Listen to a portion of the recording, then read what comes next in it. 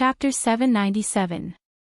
At a suitable time, the whole family gathered around to make dumplings, which was a very romantic thing. Although they were not a family for the time being, the four of them sat around the stone table. On Li Yi's side were Miss Chen and Xing Zumo, and Wan Ruoqing sat opposite him, talking and making dumplings. It was a happy and harmonious atmosphere. Miss Tseng didn't know how to make dumplings. Miss Chen was born in an official's family and had always been the daughter of a rich family. She had never cooked before, but after watching Li Yi and Wan Ruoqing make a few, she soon became good at making dumplings. Wan Ruoqing's dumplings were naturally the most beautiful of the four.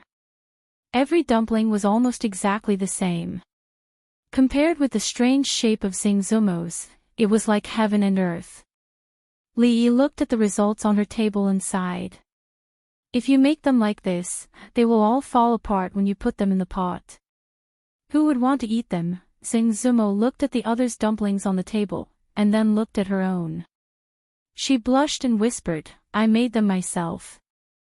I can eat them myself. Li Yi couldn't stand it anymore. After wrapping one, he directly grabbed her hand and put in the dough and stuffing. Look, like this. First knead the two ends, then fold the dough at the back inward, and knead them together with the front. Let go of me. Xing Zumo looked up in panic. Seeing Wan Ruoqing and Mrs. Chen looking at her with a smile, her heart was beating fast, and her face was even redder. She whispered, I learned. Li Yi clapped his hands, looked at her, and said, Then you make one and let me have a look. After a while, seeing a dumpling that was even worse than before, Li Yi habitually rubbed his eyebrows and said helplessly, Forget it, you can make it however you want. Ha! Xiao Chui, who was watching from the side, laughed out loud. She pointed at Li Yi and said loudly, Li, you have an eye on your forehead. Only then did Li Yi realize that he had forgotten that his hands were still stained with flour. Xiao Chui and Xiao Zhu giggled behind him. Third Miss Chen and Wan Ruoqing also looked at him with smiles on their faces. As for first Miss Tseng, she laughed even more unscrupulously. Li Yi quickly reached out and wiped her face. The corners of his mouth twitched. Keep smiling, aw.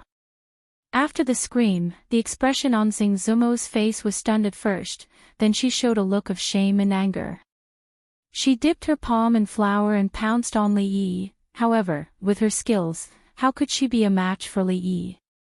Li Yi tilted his body and dodged her attack. He even wiped the other side of her face and laughed, That's more symmetrical. If I had another one on my forehead, I could directly go to the brothel to sing opera. Ah, I'm going to kill you. Wan Ruoqing and third Miss Chen continued to make dumplings, but there were two figures chasing each other in the yard, and there was a lot of chaos. The result of the flour fight was that Wan Ruoqing and third Miss Chen were making dumplings outside, while Li Yi and first Miss Tseng were washing their faces inside. With Li Yi's skills, although he could ensure that he didn't get any flour on his body, he couldn't really do that. If he annoyed first Miss Tseng, his ending would be even worse. It's all your fault. Xing Zumo took a handkerchief to wipe her face and threw it into the water. She glared at Li Yi and said angrily. She was a woman, but she had actually played with him in the yard just now. Sister Ruoqing was fine, because she was used to it. Mrs. Chen also saw it. Wasn't this a joke to her? Li Yi wet the handkerchief, wrung it out, and wiped his face. He was very sensible and didn't argue. That's mine. Xing Zumo widened her eyes and pointed at the handkerchief in his hand. Thinking that this wasn't the first time, she waved her hand and said, Forget it. Then she looked at Li Yi curiously and asked, What's going on between you and Mrs. Chen? Li Yi put down the handkerchief and stood up with a somewhat complicated expression.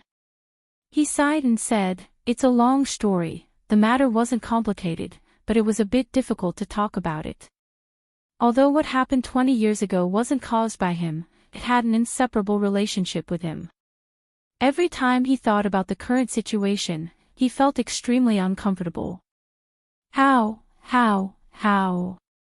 Sing Zumo stood there in a daze. Her expression was a bit absent-minded as she murmured, Mrs. Chen, she was a woman in the first place, so she could empathize with her. For a woman, this was such a cruel thing. 20 years ago, Madame Chen was about the same age as Xiao Chui, perhaps even 2 years younger than Xiao Chui. Now, it had already been 20 years. To think that the extremely kind Madame Chen would actually have such an encounter. Her head full of white hair had actually turned white in just one night. Her eyes were a bit moist. She looked at Li Yi and suddenly felt a bit angry. You.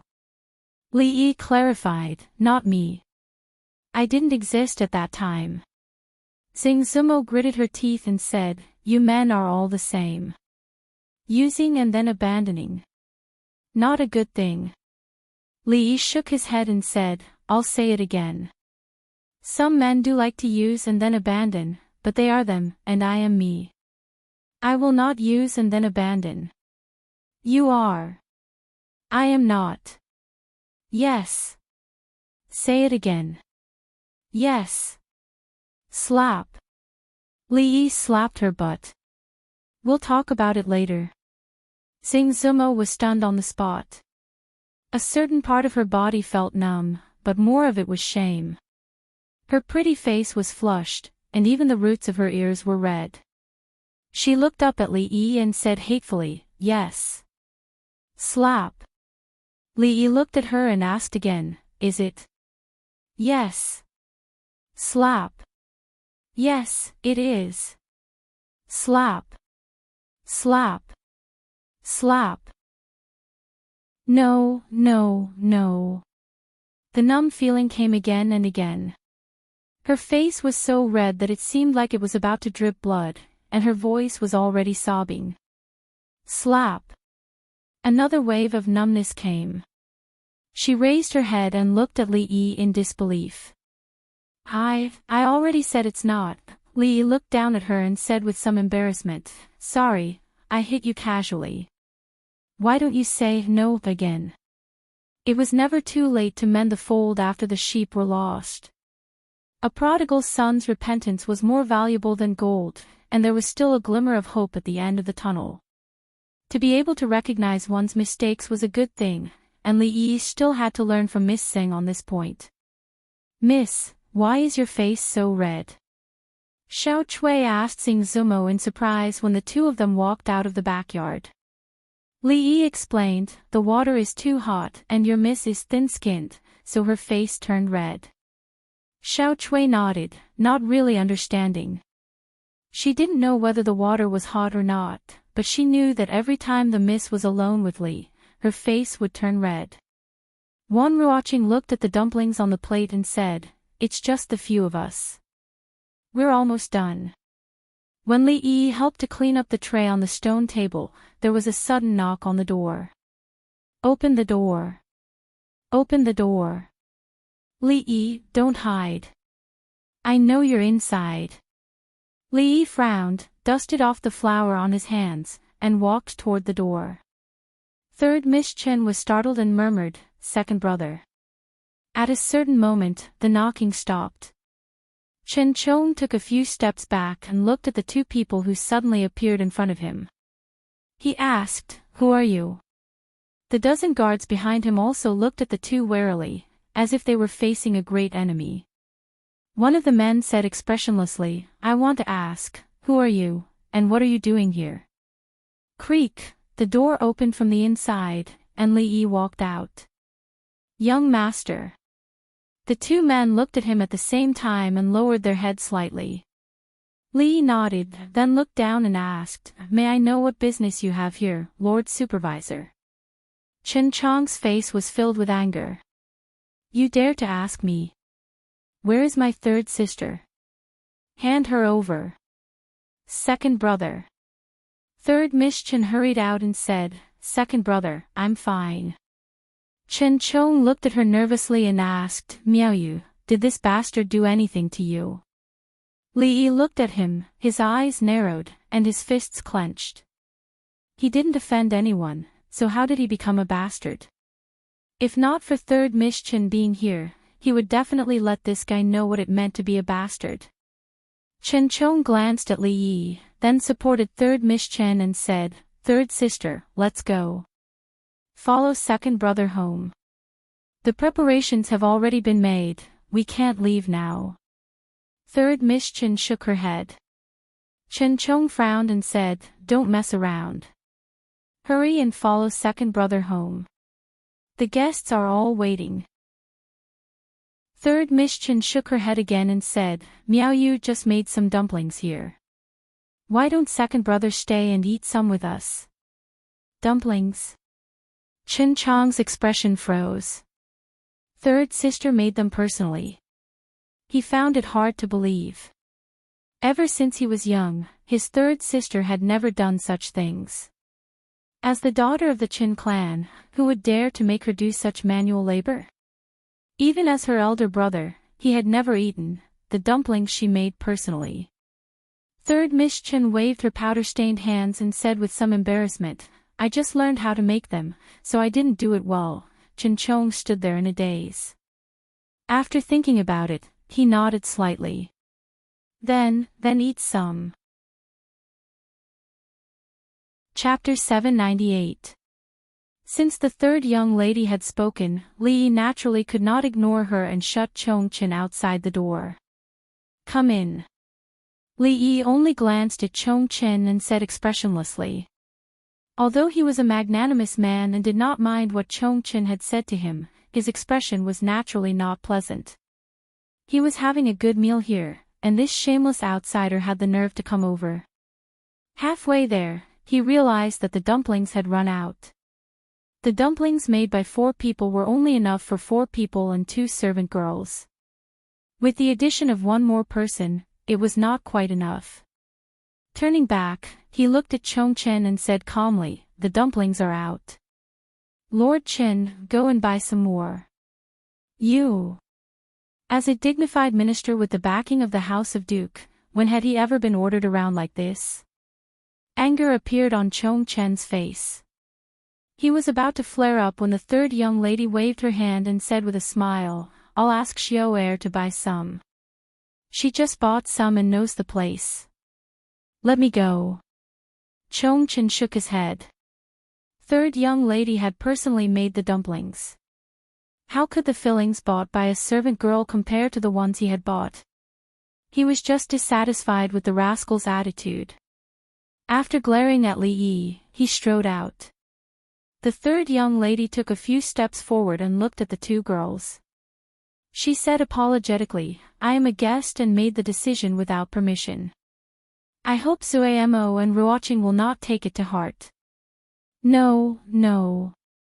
Ruoqing shook her head and said with a smile, "It's just an extra pair of chopsticks." In Li Yi's view, this was not just an extra pair of chopsticks. Every time Chen Chong, this arrogant fellow, saw him, it was as if he was talking through his nostrils. This made him very uncomfortable. However, in terms of rank, a 5th rank official was 4 ranks lower than him. Who gave him this confidence?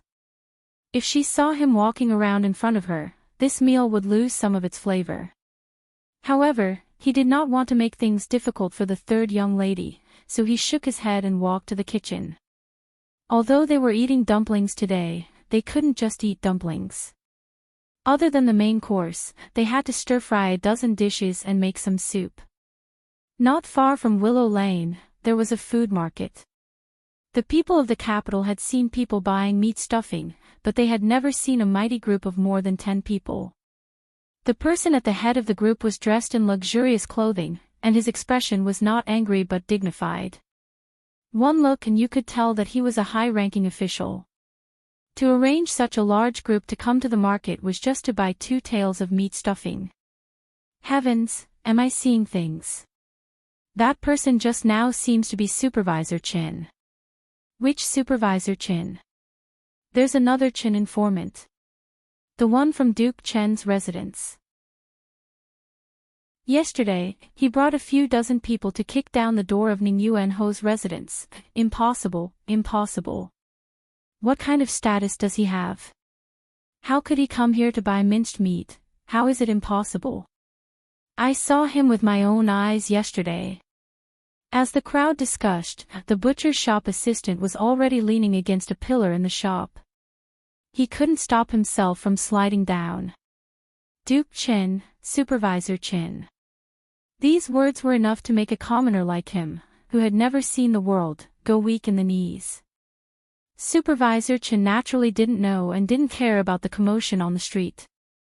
At this moment, he was sitting around the table in the small courtyard. He asked with concern, Miaoyu, you've packed so much. Are you tired? Do you want to rest for a while? Xing Zumo and Wan Ruoqing stood far away on the other side. They withdrew their gazes and looked at each other, seeing the surprise and confusion in each other's eyes. The person who was at Madame Chen's beck and call, asking about her well-being, was he really the current Supervisor Chin? However, when they thought about the fact that the one cooking in the kitchen was a third-rank Dr. Jin Ziguang, a fifth-rank Supervisor Chin didn't mean much. There was another knock on the door. Xiao Chui and Xiao Zhu were busy in the kitchen. Xing Zumo walked over and opened the courtyard door. Zumo. Xing Shichen walked in with a smile on his face. He saw two figures he had never seen before at the stone table in the courtyard. He was startled and immediately said, Are there any guests? I'll leave first then. I won't disturb you anymore. I'll come back tomorrow. He turned around and walked out the door. Only then did a voice come from behind him. Wait a moment. Xing Shichen turned around with a puzzled expression. Is there anything else, Zumo? Xing Zumo looked at him with a hesitant expression. She quickly lowered her head and said in a small voice, Since you're here, let's have a meal before you leave.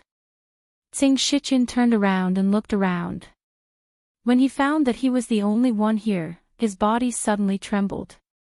He pointed at himself in disbelief and asked, Me. Come in first. Xing Zumo nodded and slowly walked into the courtyard.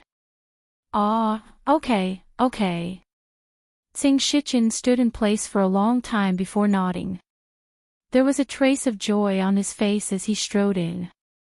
The first 2 times he drank a cup of herbal tea, but this time he could even eat a meal. This speed of progress made him feel as if he was in a dream. Assistant Minister Zheng, why are you here? An extremely surprised voice rang out in front of him. Xing Shichen felt that this voice was somewhat familiar. When he looked up, he said in shock, Official Qin, why are you here? Seeing Qin Chong here, a trace of wariness flashed across his face. Almost subconsciously, he took a step forward and stood in front of Xing Zumo. What are you doing? Chen Chong glanced at him in confusion, but the expression on his face quickly turned into one of schadenfreude. I only bought 2 ounces of stuffing. If you want to eat, go buy it yourself. Xing Shichen looked back. Seeing that Xing Zumo was fine, he finally relaxed. When he turned back, confusion once again appeared on his face. What do you mean, Official Qin? Chen Chong glanced at him. What do I mean? If you want to eat, go buy it yourself. There's no extra here. He had long been dissatisfied with the fact that an official of the court was ordered to buy meat stuffing. If he could order around a 4th-rank assistant minister of the Ministry of Revenue, he would naturally feel better. Li poked his head out of the kitchen and saw Xing Shichen standing in the yard. He knew that there was going to be another eyesore today. Xing Zumo shook her head and said, I'll have Xiao Chui go buy it. Xing Shichen had already understood the ins and outs of the matter. After seeing Li Yi, his worried heart also relaxed. He smiled and said, Since Official Qin does it himself, I won't break the rules. I'll go out for a bit and be back soon. Inside the market, the butcher had just walked out of the shadow brought by the official when he saw a customer walk in. Sir, what would you like to order? 2 ounces of meat stuffing, a middle-aged man in a dark robe said. The waiter wiped the cloth around his waist and said, All right, please wait a moment, sir. I'll cut it up right away. Assistant Minister Zheng, is it really you? Hearing the voice behind him, Tsing Shichen turned around and saw the man walking in. He looked left and right and said in surprise, Censor Qi. Since last year, the censors of the Imperial Censorate especially liked to wear casual clothes and wander the streets. It wasn't strange to see an supervising censor in the market. Censor Qi looked at him in surprise. Sir Zheng, what are you doing? Tsing Shichen smiled and said, buying 2 ounces of meat stuffing to make dumplings. That Censor Qi's face revealed a look of surprise. He cupped his hands and said, I really didn't expect that Sir Zheng, as an assistant minister of the Ministry of Revenue, would be so thrifty. You must have come to this kind of place in order to sympathize with the people, investigate the prices of goods, and punish illegal peddlers, right? Ah. Tsing Shichen's expression froze. Censor Qi was immediately filled with respect. When Sir Zheng was in charge of the Yamen, he still went deep into the people to understand the people's feelings. He is truly a role model for us officials. I will write a memorial tomorrow, Ministry of Revenue, Assistant Minister. Punish illegal peddlers. The butcher stood in a daze behind the stall. His face was pale and his body trembled. The meat stuffing in his hand fell to the chopping board and he fell to his knees. He shouted, Sir, you have wronged me. I am only a worker. About the matter of raising the price of meat, he pointed a finger at the fat middle-aged man behind him. It was all done by my shopkeeper.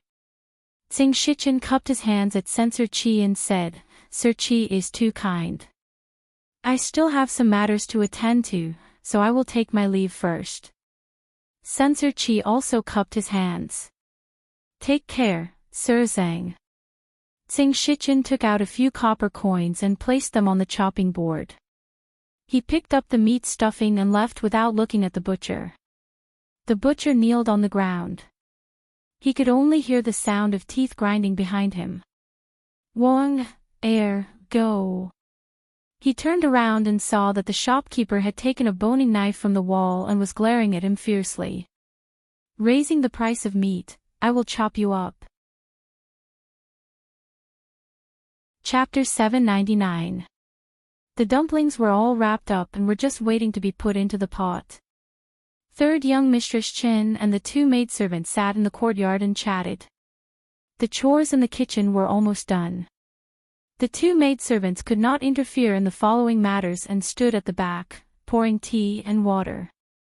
Li Yi busied himself in the kitchen while Chen Chong and Tsing Shichen stood at the entrance of the kitchen, watching. The Assistant Minister of Revenue, Tsing Shichen, still had a look of surprise on his face. He shook his head and said, If my colleagues in court were to find out that the dignified Dean of the Mathematics Academy, Grand Scholar Jean Ziguang Lu, is actually doing this kind of kitchen work, I wonder how many jaws would drop. Chen Chong snorted coldly, his eyes filled with disdain as he said, It's clearly an insult to the culture. It's more likely they'll laugh their heads off. Damn it, he had always disliked this guy.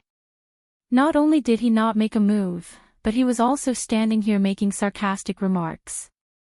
Li Yi looked back and said indifferently, Come over and peel off those scallions. Chen Chong sneered. Are you ordering this official? If you don't want to peel it, then please leave. Li Yi didn't even turn his head. I think you're used to living a luxurious life. You probably won't care about a plate of dumplings. Where's the green onion? The corner. After marinating the fish, Li Yi said, If Sing Darren has nothing else to do, why don't you mash those cloves of garlic into garlic paste? All right. Tsing Shichen readily agreed without any resistance. In the courtyard. Miss Chen looked at Tsing Zumo and said in confusion, Zumo and Assistant Minister Zhang are both surnamed Zhang. Could it be? Tsing Zumo smiled and said, It's all in the past. Third Miss Chen saw that her expression was a little gloomy, so she didn't ask further. The 3 of them chatted about something else. From time to time, sounds could be heard coming from the kitchen not far away. I asked you to peel the scallions, not to peel them all. Look at the scallions you peeled. What's left? This was Li Yi's angry voice. You dare to shout at this official? Chen Chang's voice was similarly enraged. What's wrong with that? Do you have a problem with that? This official, you have something to say, right? If you have something to say, go out and say it. Forget it, forget it. There are only a few green onions left. There's nothing for you to waste. Go, take this trash out and throw it away. What do you mean by supervisor? You can't do anything right, but you're good at spoiling things. You can only throw trash away. Chen Chong angrily walked out of the kitchen with a dustpan in hand.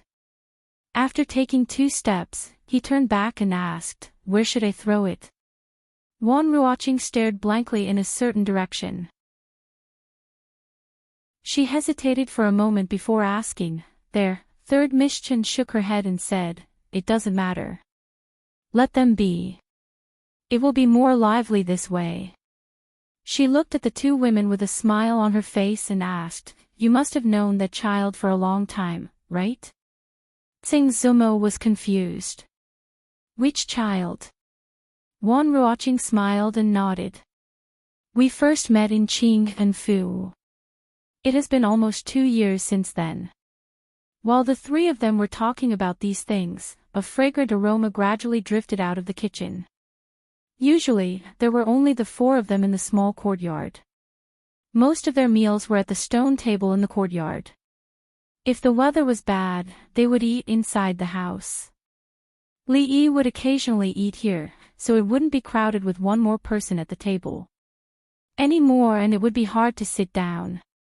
As outsiders, Assistant Minister Zhang and Supervisor Qin could only sit at the stone table outside. This was a special seat for distinguished guests that Li Yi had specially arranged for them. After they sat down, Li Yi took a few bites and then stood up. Everyone, eat first. I'll go cook the dumplings. Wan Ruoqing stood up. I'll go help. You guys eat, I can do it alone.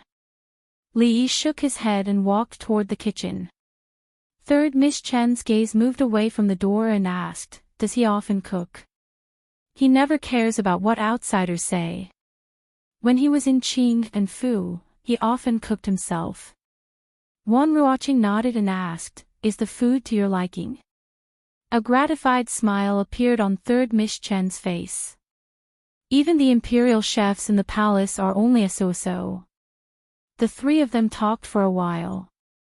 After a while, Xing Zumo looked outside with some confusion and murmured, why isn't he back yet? I'll go and see. She got up and walked out of the courtyard, heading in the direction of the kitchen. In the kitchen, Li Yi added a fire under the stove and washed his hands in a basin on the side. Then, he picked up the bowl and ate the dumplings in the bowl one mouthful at a time. Let's call them dumplings for now. The dumplings made by Miss Tseng looked like dumplings before they were put into the pot. After they were put into the pot, they were a mixture of dough, meat filling, and water. The taste was really the most unique dumplings he had ever eaten. Well done, we're all waiting for you inside, and you're actually stealing food here. A surprised and excited voice came from behind. Then, Li Yi's wrist was grabbed by someone. Miss Tseng looked at Li Yi with a proud expression as if she had caught a thief who had stolen something. What's stealing food? You're a girl. Watch your words. Li Yi was still holding the bowl in his hand. He said, don't move, be careful not to spill it. It was very rare to see Li Yi embarrassed. Miss Tseng raised her chin and said with a little pride, you were stealing food, and I caught you. You still want to deny it? Li Yi looked at her and said, please, stealing food is a matter of 2 people. One person can't do it. Why can't one person do it? Xing Zumo looked at him with some confusion. As soon as she said this, she understood what he had just said. Her face turned red, and she glared at him. She whispered, Letcher, don't worry about stealing food.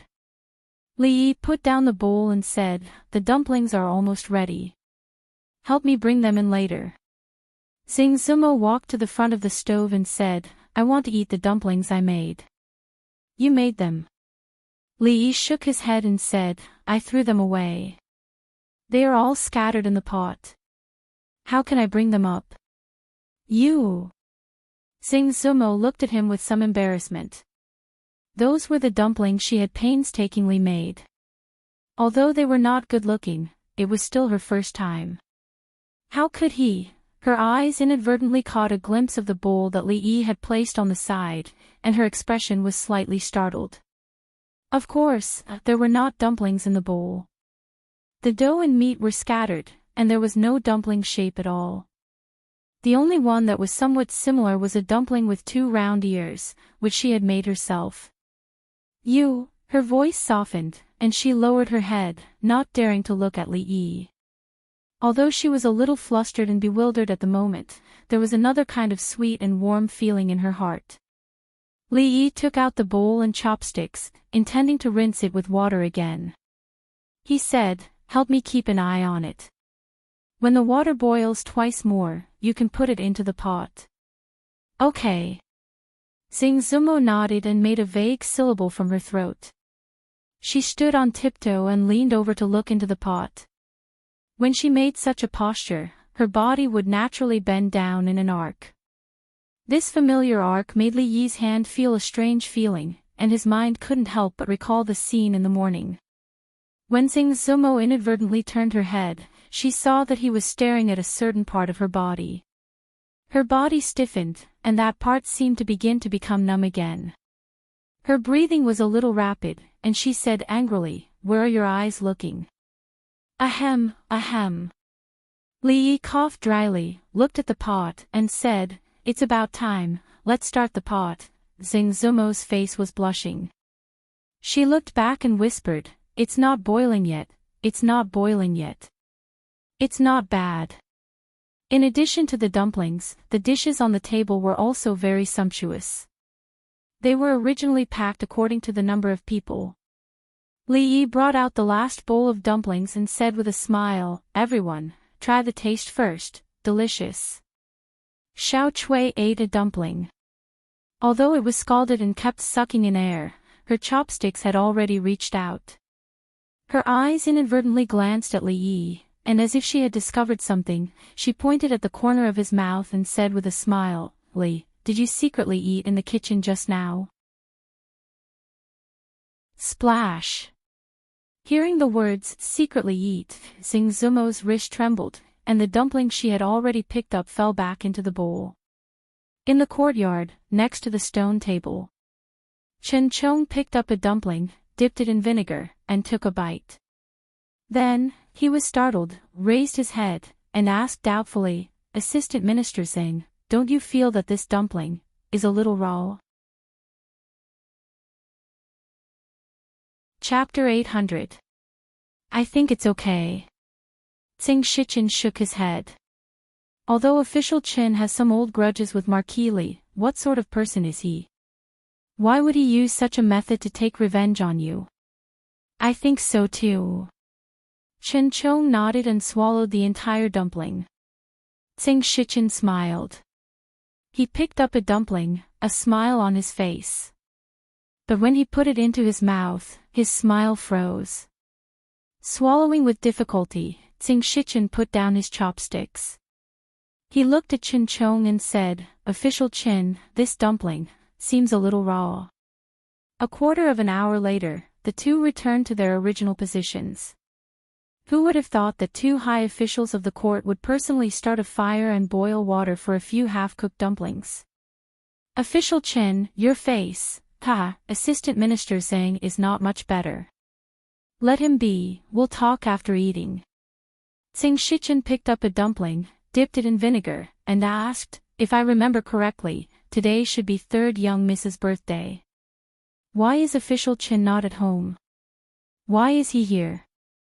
Chen Chong ate the dumpling and said expressionlessly, after he was released from office, Official Xing did not return home. Was he observing the people, or He looked into the room and said in astonishment, "Could it be that Miss Tsing is Sir Tsing's illegitimate daughter who was left behind by the common people? Speaking of which, why do I feel that between Sir Tsing and her, there is actually, official Qin, if there is nothing important in the future, do not come here." Tsing Shichen interrupted him. He looked at him and said, "If there is something. Official Chen is the minister of the imperial court and is very busy. Why would he need to come to this small willow lane? Don't you think so?" Chen Chong put down his chopsticks, his eyes narrowing. "Assistant Minister Zheng, what do you mean?" Tsing Shichen put down his chopsticks and met his gaze. "I have a personal relationship with the former Assistant Minister of Justice, Zhao Guangyuan." The former Assistant Minister of the Ministry of Justice, Zhao Guangyuan, accepted bribes for personal gain and is still imprisoned in the imperial prison. A dangerous light flashed in Chen Chong's eyes as he said in a low voice, "What does this have to do with what Lord Xing said?" It's very normal for Lord Chen to not admit to this matter. After all, even Assistant Minister Zhao of the Ministry of Justice fell from power in a muddle-headed manner. He did not know that the person behind it was actually Lord Qin. Tsing Shichen shook his head and said, "I have no other intentions in saying these words, I just want to tell Lord Qin." He looked into the room, and a hint of warmth flashed across his face. When he turned back, his eyes were cold. "Stay away from drunk ink." Chen Chong's eyes narrowed, and he said word by word, "Tsing Shichen, are you threatening me?" "I don't dare." Tsing Shichen's expression had already calmed down. He saluted and said, "Lord Chen has the House of High Dukes behind him. How would I dare to threaten Lord Chen? It's just that Zumo is the only descendant of my big brother in this world. I can't let anything happen to her. Although the Xing family is small, if Lord Chen insists, the House of High Dukes will not be happy. Your big brother, Tsing Shiji." Chen Chong glanced at him and murmured, "I see." He picked up his chopsticks again, shook his head, and said, "Back then, I felt that you were more suitable to be an official than your big brother." Back then, the Xing family was suppressed and ostracized by the former assistant minister of the Ministry of Revenue. Later, they were framed and their salaries were touched. The Xing family's direct line of descent suffered. No wonder, no wonder. Later, the former assistant minister of the Ministry of Revenue was found by the imperial censorate to have accepted large amounts of bribes and was sentenced to 500 miles of exile. "I'm afraid this road to hell is more than 500 miles, Tsing Shichen shook his head and said, "Only Assistant Minister Fang himself knows this." Chen Chong ate another dumpling and said casually, "The Intelligence Bureau has not found out about that matter." "How did you know?" Tsing Shichen smiled and did not speak. "I thought that Lord Zhang had relied on the support of the Chui family and the King of Shu to climb from a small head of the Ministry of Revenue to where he is now. It seems that I have underestimated Lord Zhang." Chen Chong shook his head and picked up his chopsticks. "To express my apology, here, a dumpling to you." Tsing Shichen also picked up his chopsticks and nodded. "Thank you, Lord Qin." The invisible confrontation between the two of them had been resolved by these two dumplings. For them, there were some things that did not need to be said. They had already reached a consensus on that dumpling. As Chen Chong ate the dumplings, his gaze would occasionally glance into the room. From here, he could faintly see what was going on in the room. Although he could not clearly hear the contents of the conversation, he could still hear the occasional light laughter of the woman. Chen Chong's gaze paused on the face of the white-haired woman. She was currently smiling and talking to the woman beside her. This kind of smile, how long had it been since he had seen it on her face? Even when he held a birthday banquet for her every year that would shake the entire capital in terms of grandeur and grandeur, even noble consort Chui's birthday banquet could not compare to it, he had never seen such a smile on her face. Of course, she often smiled, but that kind of smile made him feel even more sad. In the next moment, his gaze landed on the only young man in the room. Tsing Shichen's gaze was also in the room, but it fell on the other woman. Back then, the little girl who only knew how to follow behind him and call him second uncle, had already grown into such a person. In the past, Big Brother often grumbled at him, complaining that he had spoiled her too much, causing his daughter to treat him, this second uncle, more than her father. However, it had been a whole 13 years since he had heard her call him second uncle. Tsing Shichen sighed in his heart, his gaze also turning to that young man. Both of their gazes were extremely complicated. At a certain moment, when the two of them retracted their gazes met in the air. Some things are better left unsaid when there are so many people around. Tsing Shichen finished the last dumpling and put down his chopsticks. Chen Chong picked up another dumpling. Assistant Minister Tseng, there is no harm in speaking. Lord Chen, what do you think are the chances of the King of Shu succeeding? Chen Chong's chopsticks were about to enter his mouth, but his body trembled when he heard this, and he put the dumpling back into the bowl. As both core members of the King of Shu's faction, it was very normal for the two of them to analyze the current situation and plan for the King of Shu. However, both of them knew that this time was completely different from the past. Chen Chong said in a low voice, when the King of Shu was in the capital, his actions had already bitterly disappointed countless supporters in the court. Those who were wavering probably also gave up on that idea. Tsing Shichen continued, in the future, the School of Mathematics will definitely be heavily relied upon by the court. Minister Qin has said many times that the Ministry of Revenue should recruit more talents from the School of Mathematics. However, in the School of Mathematics, there is no one from the King of Shu's faction. The person in charge is Prince Jin. After the accounts were checked, the King of Shu and the Chui clan's power in the court was almost completely wiped out. Their arrangements over the decades were destroyed in a day. The Chui clan's foundation was almost destroyed by foreign merchants. They could not interfere in the matter of the School of Mathematics, and they have lost the support of the people. Prime Minister Qin's attitude has been ambiguous recently. The most frightening thing is His Majesty's attitude. The eldest princess is temporarily in charge of the court, and the King of Shu is not allowed to return to the capital for noble consort Chui's birthday. But if the King of Shu is defeated and a new emperor takes the throne, what will happen to the Qin clan and the Xing clan in the future? The voices of the two of them became softer and softer, and their expressions became darker and darker. In the hall, Li Yi brought over a bowl of longevity noodles that he had personally cooked. He smiled and said, "I wish you a happy birthday." This kind of birthday greeting was extremely hasty, but third Miss Chen's face was full of smiles. She took the small bowl from his hand and held his hand. She nodded and said, "Good, good."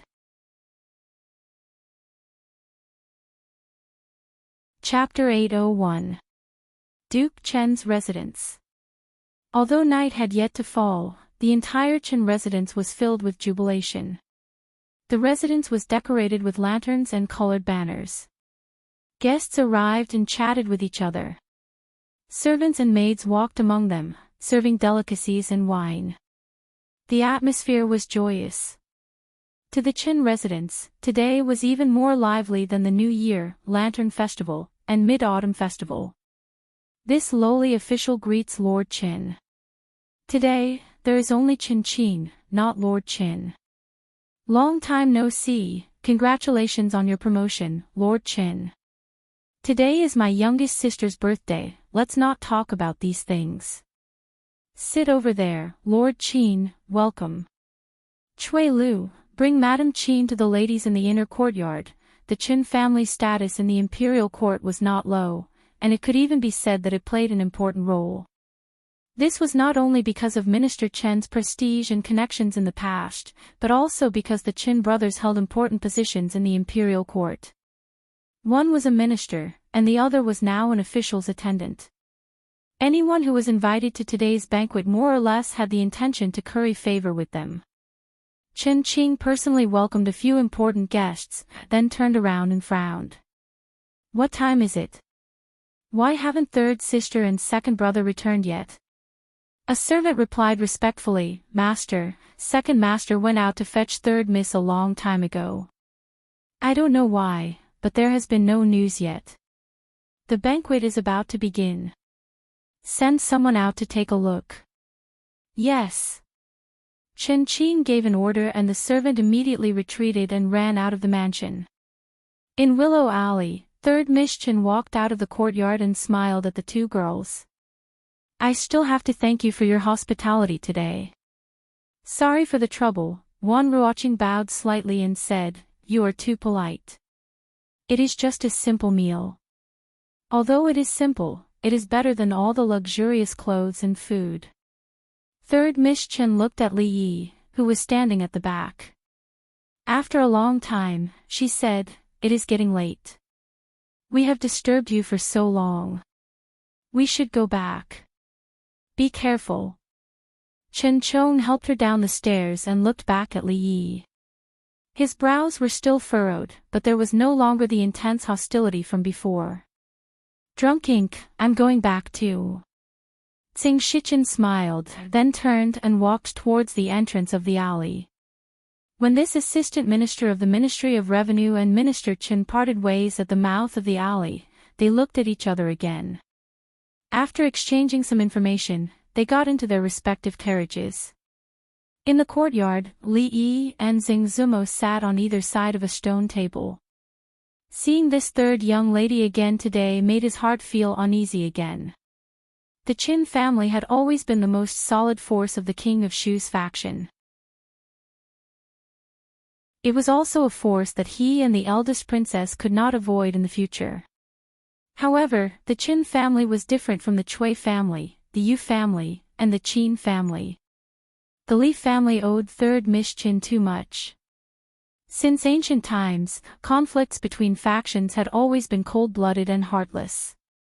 However, if they really used unscrupulous means to achieve their goals and caused her to suffer even a little more harm, even if their ultimate goal was achieved, they would never be able to live in peace for the rest of their lives.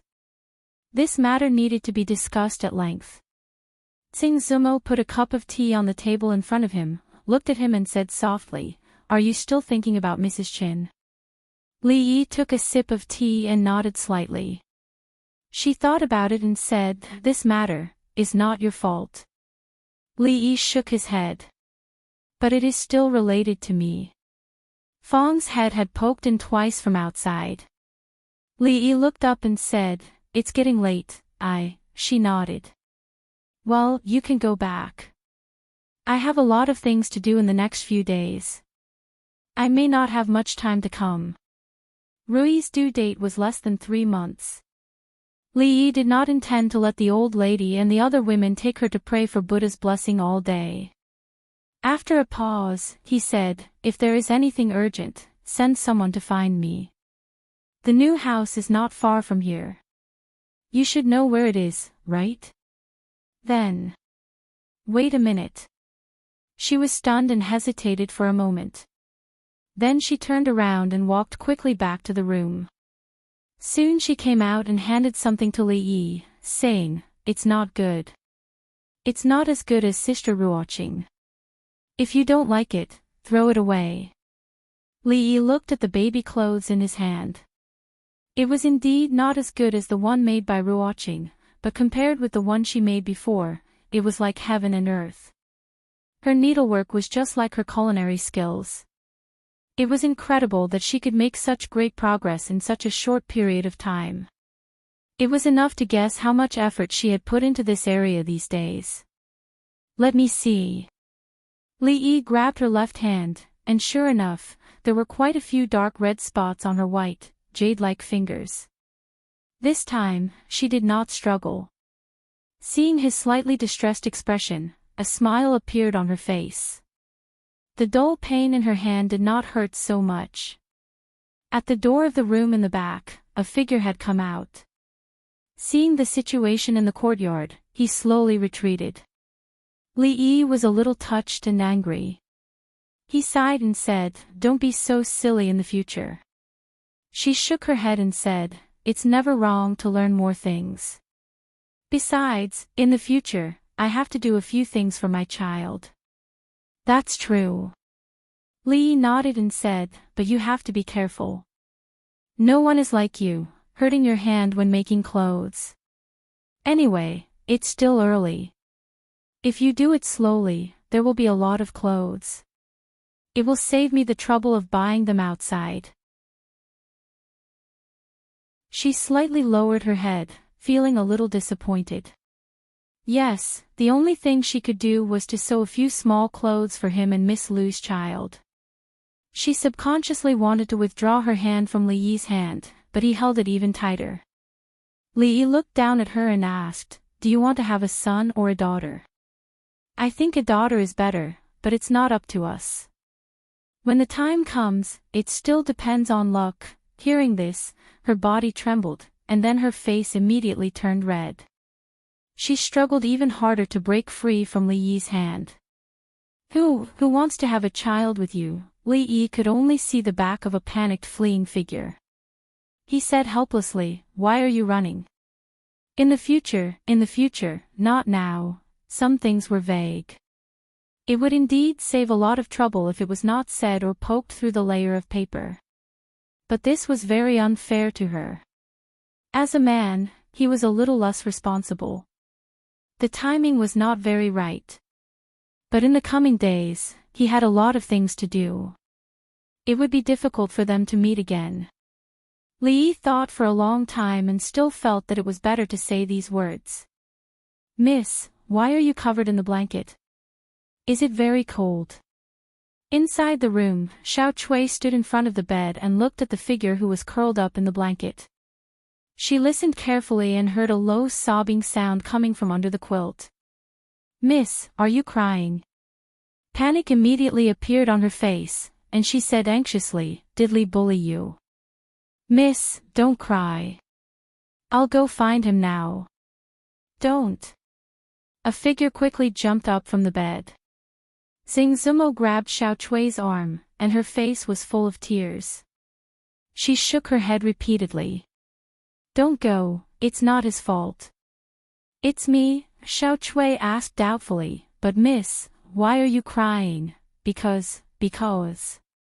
She looked out of the window in a daze, then held Xiao Chui in her arms and whispered, "Because today's dumplings are too delicious." The young girl's face revealed an extremely surprised expression. She cried like this because the dumplings were delicious. In the past 10 years, she had never realized that the young miss actually liked to eat dumplings so much. In the courtyard, a figure sat at the stone table in a daze, looking at the full moon that had already risen into the sky. There was a smile on his face, and his clear eyes were like a pool of green water, but there were sparkles flashing in them. Fong sat in the carriage and looked back at the carriage. He sighed and said, "Son-in-law, you're so wise. It's too troublesome to have a boy and have to raise him up to marry him. I also think it's better to have a daughter."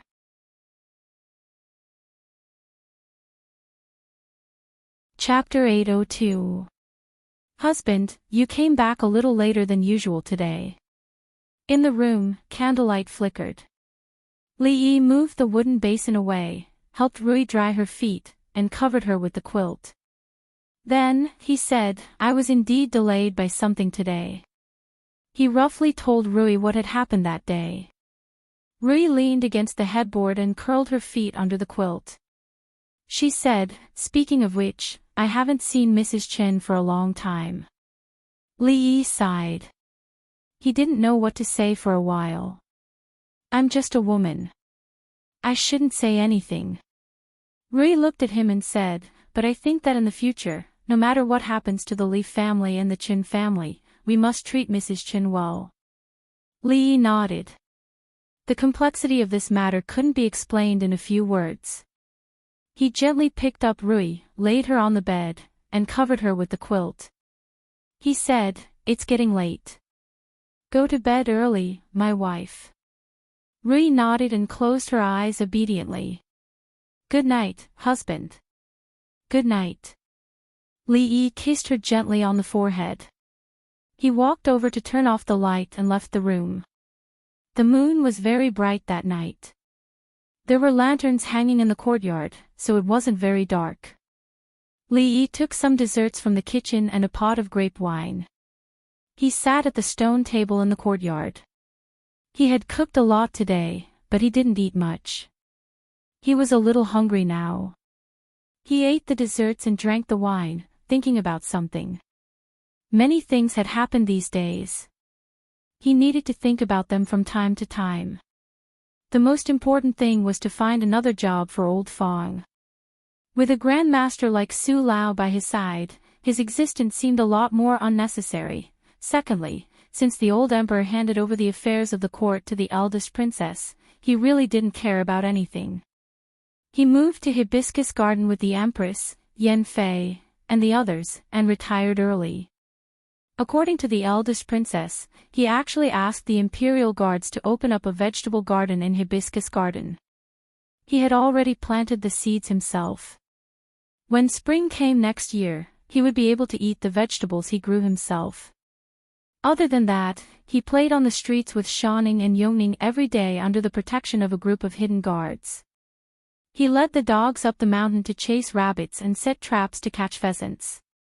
Of course, he didn't chase them himself. Li Yi was starting to wonder if things really turned in the opposite direction when they reached an extreme. The old emperor had been working hard his whole life, but in his old age, he had completely let himself loose and neglected his duties. If this went on, he would not be able to keep his chastity. However, after staying away from the affairs of the court, he went to bed early and woke up early every day. Even the frequency of his illness was reduced. Li Yi didn't remind him too much about this. Winter was coming, and at that time, he would have to obediently stay in Hibiscus Garden like a turtle. Winter was the season of asthma. If he survived this winter, there would be hope for the next year. Li Yi was also worried about the eldest princess, who was personally in charge of the court affairs. Although she often participated in the court affairs, it was the first time that she was acting in the place of the emperor. There would be too many problems in the process. Therefore, during this period, whether it was Li Yi entering the palace or the eldest princess leaving the palace, they were very frequent. Moreover, apart from the court affairs, the two of them had other more important things to discuss. Of course, these things were secrets only the two of them could know. They couldn't let others hear about it. Li Xian couldn't, and the old emperor couldn't. Besides, there was something else, about himself. For him, compared to other things, this matter was more troublesome. Mississippi Lu, who was wearing a thin shirt, came over and sat opposite him. She pinched a piece of pastry and poured herself a glass of grape wine. She was very busy these days and often didn't eat at home.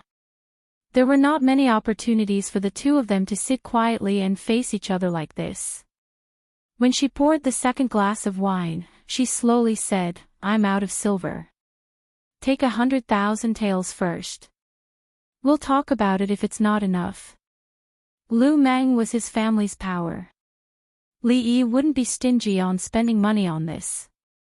He gave her the silver and she could do whatever she wanted. She didn't expect him to be so straightforward this time. Mississippi Lu looked at him in surprise. Li Yi thought for a moment, suddenly sat up straight and looked at her. "I have a question to ask you." Mississippi Lu pinched another piece of pastry and said lightly, "Speak." "I have a friend." Li Yi looked at her and said seriously, "This friend of mine has encountered some troubles recently." Mississippi Lu looked at him calmly and waited for him to continue. Li Yi looked at her and continued, "This friend of mine has fallen in love with a woman. That woman is very good, but he has a wife. His wife is very gentle and beautiful. He also loves his wife very much. This friend of yours, don't tell me his surname is also Li." Mississippi Lu suddenly looked at him and asked. Li Yi nodded and said, "It's just a coincidence." "A coincidence? This friend of yours, other than that woman, has a lot of women outside?" Li Yi thought for a moment and counted with his fingers under the stone table. He shook his head and said, "Not a lot. It's also a coincidence that this friend of yours, other than his wife, has a powerful and beautiful wife sister and a lovely servant girl." Li Yi shook his head. How can there be so many coincidences? Whose coincidences are they? Mississippi Lou lowered her head and poured another cup of wine. She asked, "Are there any other questions?" "None." Li Yi stood up and turned to walk 2 steps. He then turned back and said, "The night is cold. Don't sit for too long. Rest early, morning dew hall." After His Majesty left the palace, although Her Highness the eldest princess had been acting as the court's administrator, she did not live in the Hall of Diligent Government. Usually, the memorials sent by the Minister of Shangshu would be sent to the palace where she lived. "You have to continue following up on the matter of papermaking. But I think it should be done soon." In 2 days' time, Li Yi spread out a piece of paper and wrote and drew on it. Lowering the price of paper is a good thing for the scholars of the world. It is also a sharp weapon to rope in the scholars. The Academy has already begun preparations in the various provinces. When the time comes, there will naturally be people who will publicize what you have done in the capital. Once these 2 things are done, it will almost be enough to win the hearts of the scholars of the world. Continue to send people to the Yu family every day. They will definitely continue to raise the price of paper. When the price reaches a certain level, they will definitely be tempted and start to stock up. Because if the Academy uses that price to buy their paper, the entire operation of the Academy will collapse. They will kill 2 birds with 1 stone. Of course, we will definitely not let them kill 2 birds with 1 stone. After the new cheap and good quality paper is released, the Yu family's paper mill will collapse and the paper they have in stock won't be sold. The Yu family. It just so happens that winter is coming. We won't starve to death with the Chui family. We will have company and won't be lonely. After listening to him, Emingzi nodded, but her face showed some confusion. She looked at Li Yi and asked seriously, "Can I really do it?" Li Yi looked around and moved closer to her. He said in a small voice, "Don't think about these things now. What we need to do now is to let His Majesty know, let all the civil and military officials know, that what His Majesty can do, you can also do it, and you can do it better, even better than all the previous emperors of the past dynasties. This is something that happens subtly. We already have a lot now. Even if we encounter some resistance in the future, at that time, that little bit of resistance won't be a big deal." Li Yi had also seriously thought about it. Compared to the legendary figure, the eldest princess, whether it was her identity, position, or the power in her hands, was much greater. It could be said that she was truly a good seedling. The only thing she lacked might be that kind of temperament and means. Of course, he also did not want the eldest princess to have that kind of temperament and means. She only needed to be responsible for completing the task given to her by His Majesty and being as beautiful as a flower.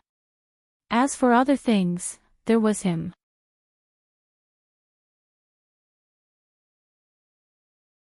Chapter 803. Is the Princess Royal in? Li Xian stood at the entrance of the Morning Dew Hall and asked a palace maid.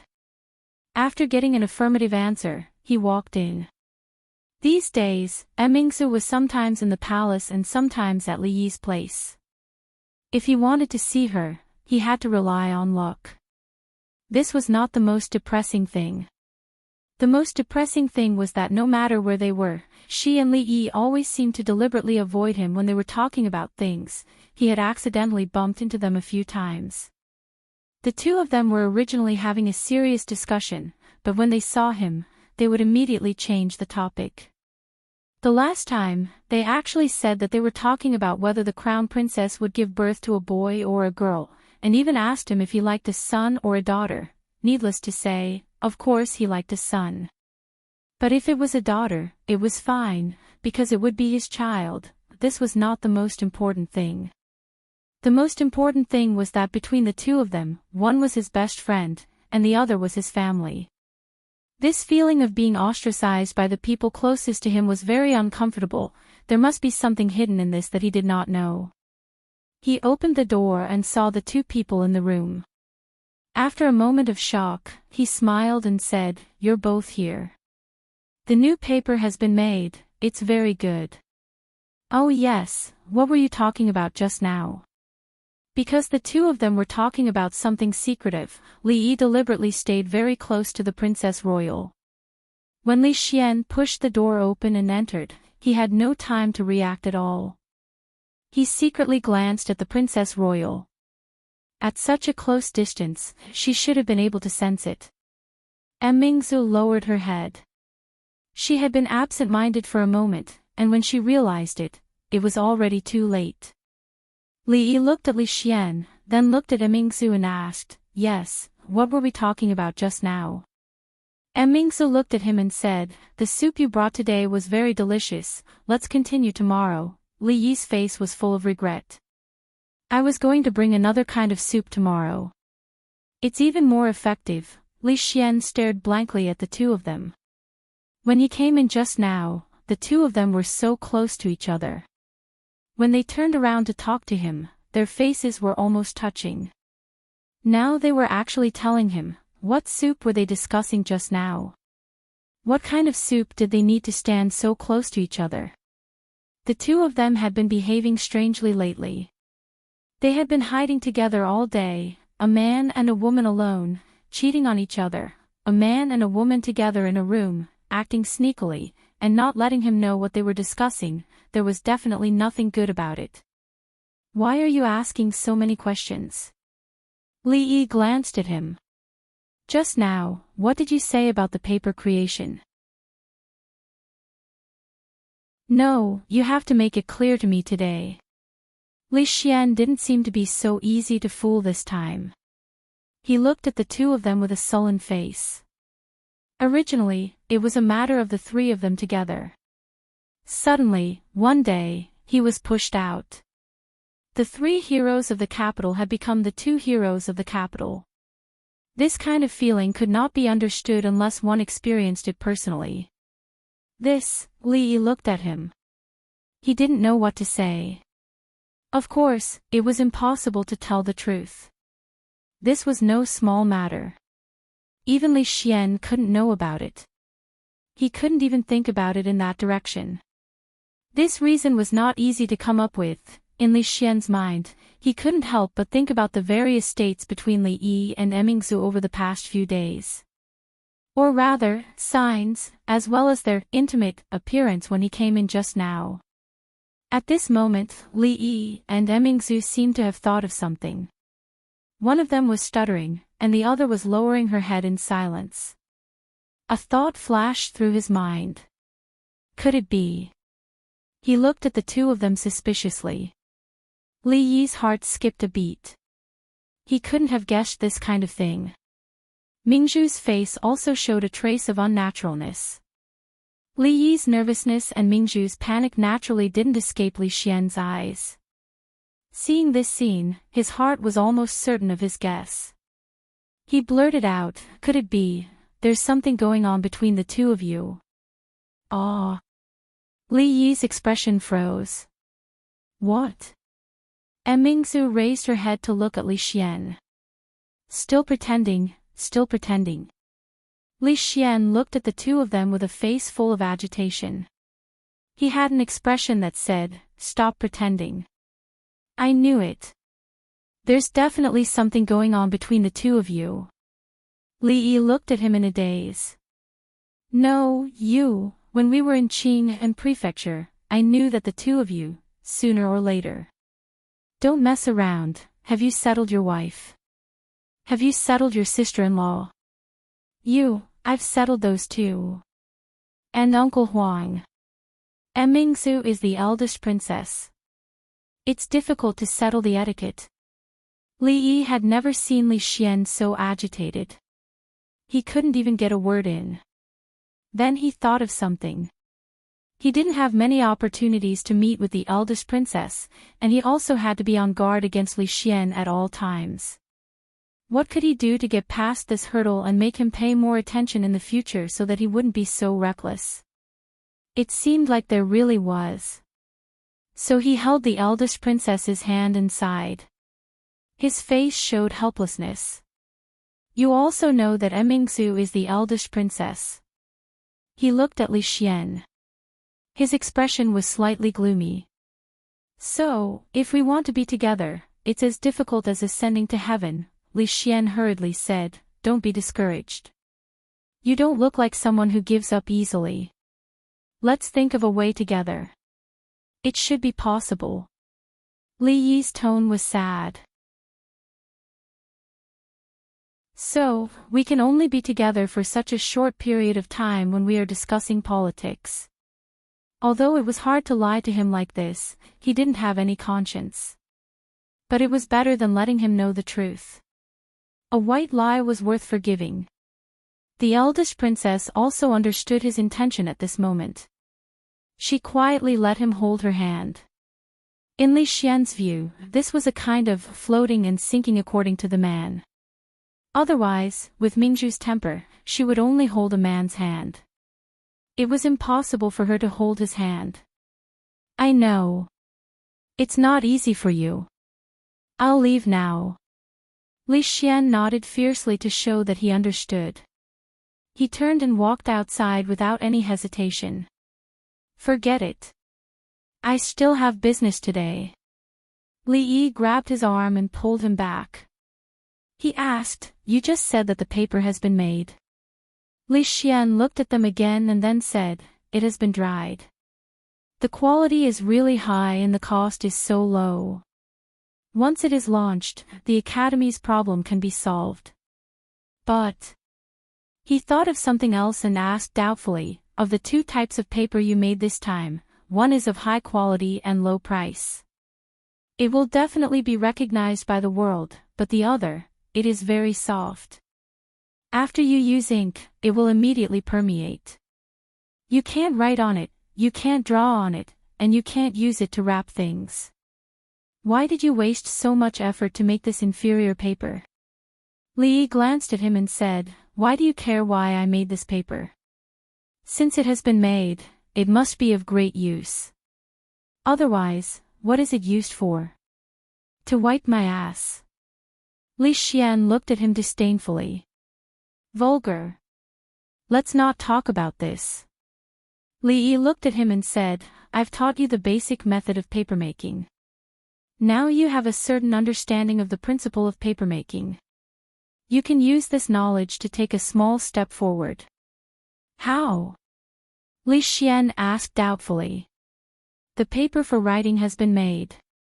It shouldn't be difficult to make waterproof paper and fireproof paper. I'll give you 3 days. Is that enough? Li Xian's eyes widened. Waterproof paper and fireproof paper. Why? Is 3 days too short? Li Yi thought for a moment and said, Then 5 days. 5 days is enough. If it's longer, I may not want to eat paper-wrapped fish so much. Li Xian shook his head vigorously. As the saying goes, paper can't contain fire. This paper will also become useless in contact with water. How can you make the 2 kinds of paper you mentioned? Haven't I already taught you the basic method of papermaking? Besides, you are in the field of science. Don't say the word impossible so easily. Li Yi walked to the door of the hall and seemed to think of something. He turned around and said, By the way, about me and Emingsu, don't worry, I won't tell anyone. Li Xian said in a daze. Then he counted with his fingers and said loudly, Also, impossible is 3 words.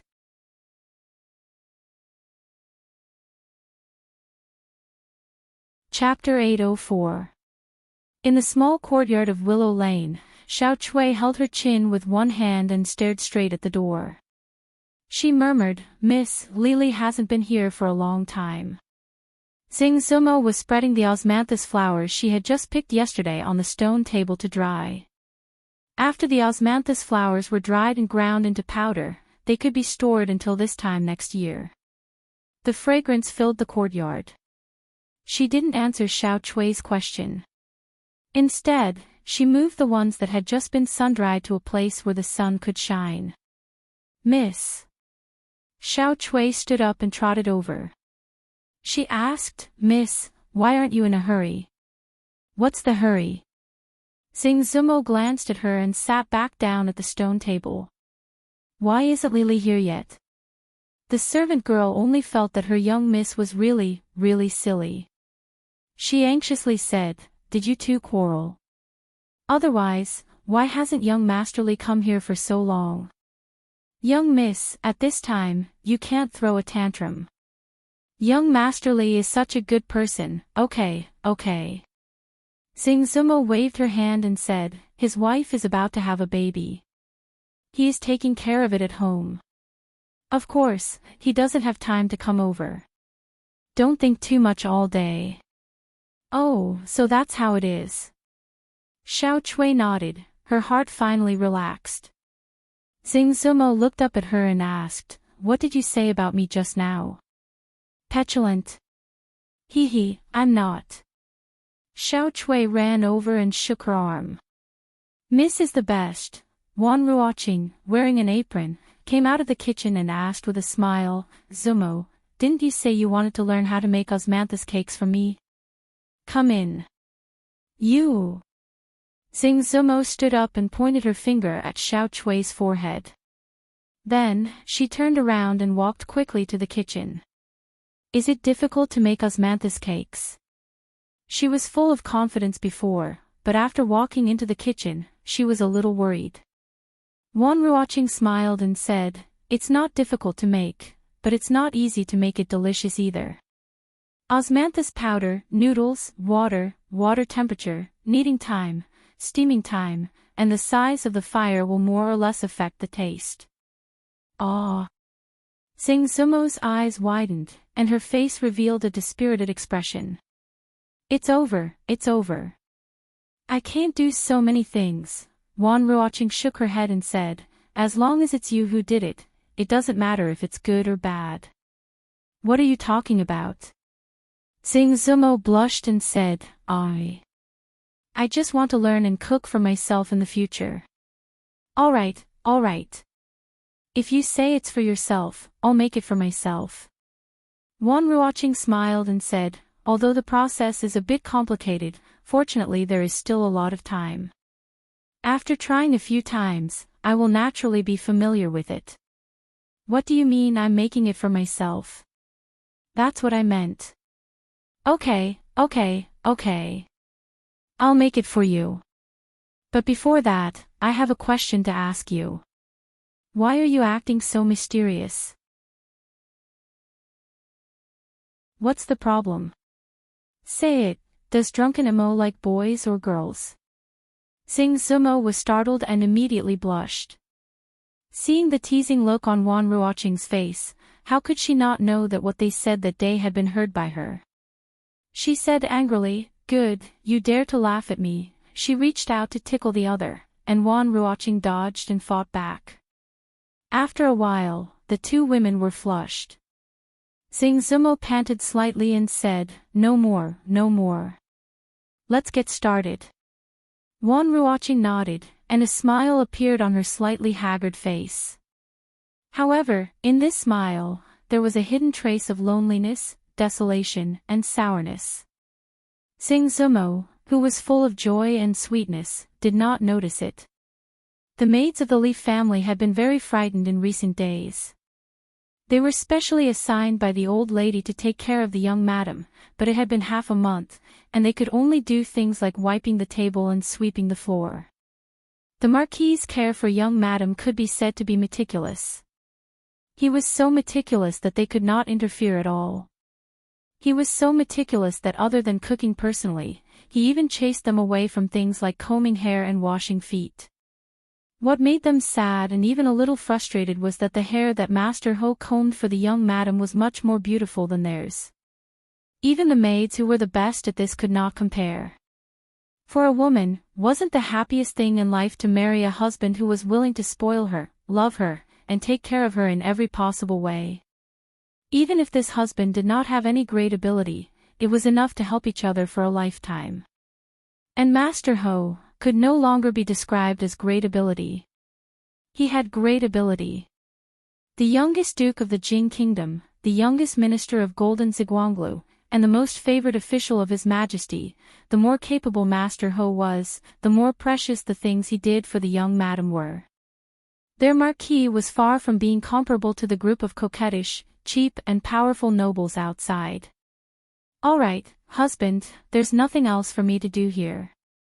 Husband, please go back to your work." Inside the room, Rui looked at Li Yi and said helplessly, "It's nothing."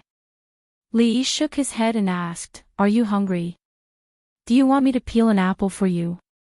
The Wang family of Luochuan just sent it over this morning. It's better than the offering sent to the palace." "Oh, you're not hungry. Then are you thirsty?" "The soup is almost ready, I'll go get you a bowl, I'm not thirsty." "All right, then you rest first. I'll be in the courtyard. Call me if you need anything." Li Yi closed the door, walked into the courtyard, and sat opposite Mississippi Liu. Mississippi Liu was reading a newly published wuxia picture book. Li Yi asked casually, "Do you have enough money?" Mississippi Liu turned a page, and her eyes didn't move away from the picture book. She said, 100,000 taels is enough for a long time. My previous investment can be gradually recovered now, and I won't need so much in the future." After all, he was concerned about her. Her casual attitude was a bit too much. Li Yi frowned slightly, looked at her, and said, "Hey, Rui, when you speak, can you look at others? This is the most basic respect, right?" Mississippi Liu was stunned when she heard this, and then nodded. She closed the picture book, raised her head, and sat up straight. She looked into his eyes and said apologetically, "Okay." After receiving Mississippi Liu's apology, Li Yi nodded in satisfaction and asked, "Where were we just now?" "Oh, Liu Meng's investment has paid off." Mississippi Liu showed an expression of interest. She looked into his eyes to show respect and asked, "Speaking of your friend with the surname Li, has his matter been resolved?" "What are you talking about? Don't always talk about others behind their backs." Li Yi stood up and said, "There's something going on at the school. I'll go take a look. You stay at home and take good care of your sister." There was nothing going on at the school. As the vice dean and dean, Li Han would take care of all the matters at the school. However, he was still young, just over 11 years old. If the position of dean was really given to him, the old emperor and the court officials wouldn't feel at ease. Therefore, although he was now exercising the authority of the dean, he still had to wait for a few years to take over the position. There was a small grassy slope at the back of the school. In order to protect the lawn, neither students nor teachers were allowed to go up there. Of course, the dean was not included. At the back of the grassy slope, where they couldn't see, Li Yi and the eldest princess sat side by side. It was not an easy task to be in charge of the affairs of a country. Even a martial arts master had limited energy. She looked a little tired and didn't speak. She just crossed her knees and lowered her head, listening to Li Yi. The Yu family should also know that the paper price they offered can't be higher. If it's higher, your people don't have to agree, or it will be too fake. There's also news from the paper mill. They really have started to stock up.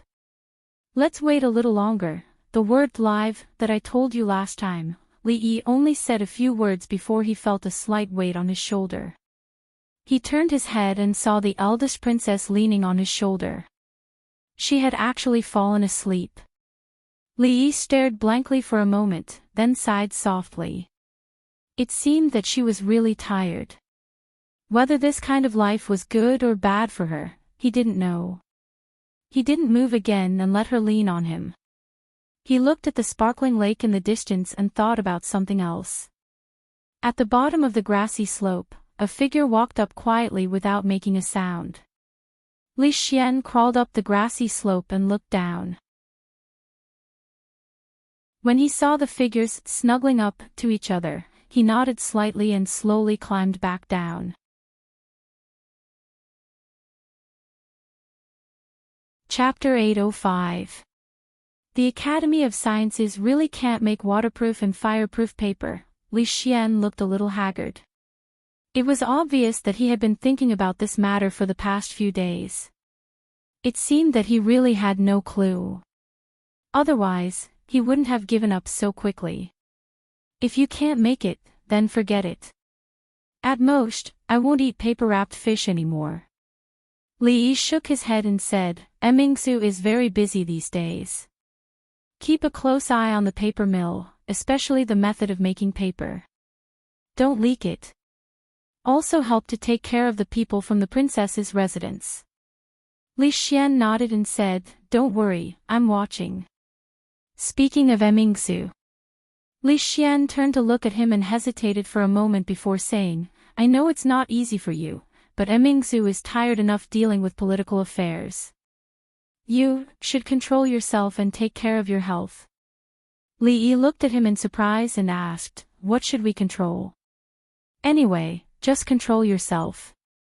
Look at how tired she is. Watching Li Xian turn to leave, Li Yi shook his head and murmured, Strange. Fearing that he would forget, he reminded him again, Insist on visiting the Yu family. Got it.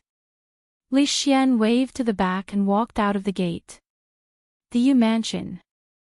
A steward of the Yu Mansion said to the middle-aged official sitting on the chair with a bitter smile, Sir, it's really not that we don't want to help. It's just that the paper mill of the Yu family just received a few big orders before the new year. We really can't spare any extra people. The middle-aged official thought for a moment and said again, If the Yu family is willing to provide this batch of paper to the academy first, the price can be increased by 1 liter. The steward looked embarrassed. He thought for a moment and said, Sir, please wait for a moment. I'll go and inform the master first. Not long after, Ning Yu and Ho Dingfeng personally saw the official of the princess's residence out and said, Sir, rest assured that what the princess is doing is good for the country and the people. The Yu family is also doing our part for the country. Thank you very much, Marquis. I will take my leave first. Farewell. Seeing the official leave, a strange smile appeared on Yu Dingfeng's face, and he walked back into the mansion. Father, are we going to agree to the princess just like that? A young man came from afar and followed him. He asked anxiously, How are we going to explain this to the Cui family and the king of Shu? What do you know? Yu Dingfeng glanced at him and said, The demand for paper in the academy is so large that no one but the Yu family can afford it. Since they are offering such a high price, why don't we do it? If this large sum of money is used on this, I want to see how their academy will operate in the future.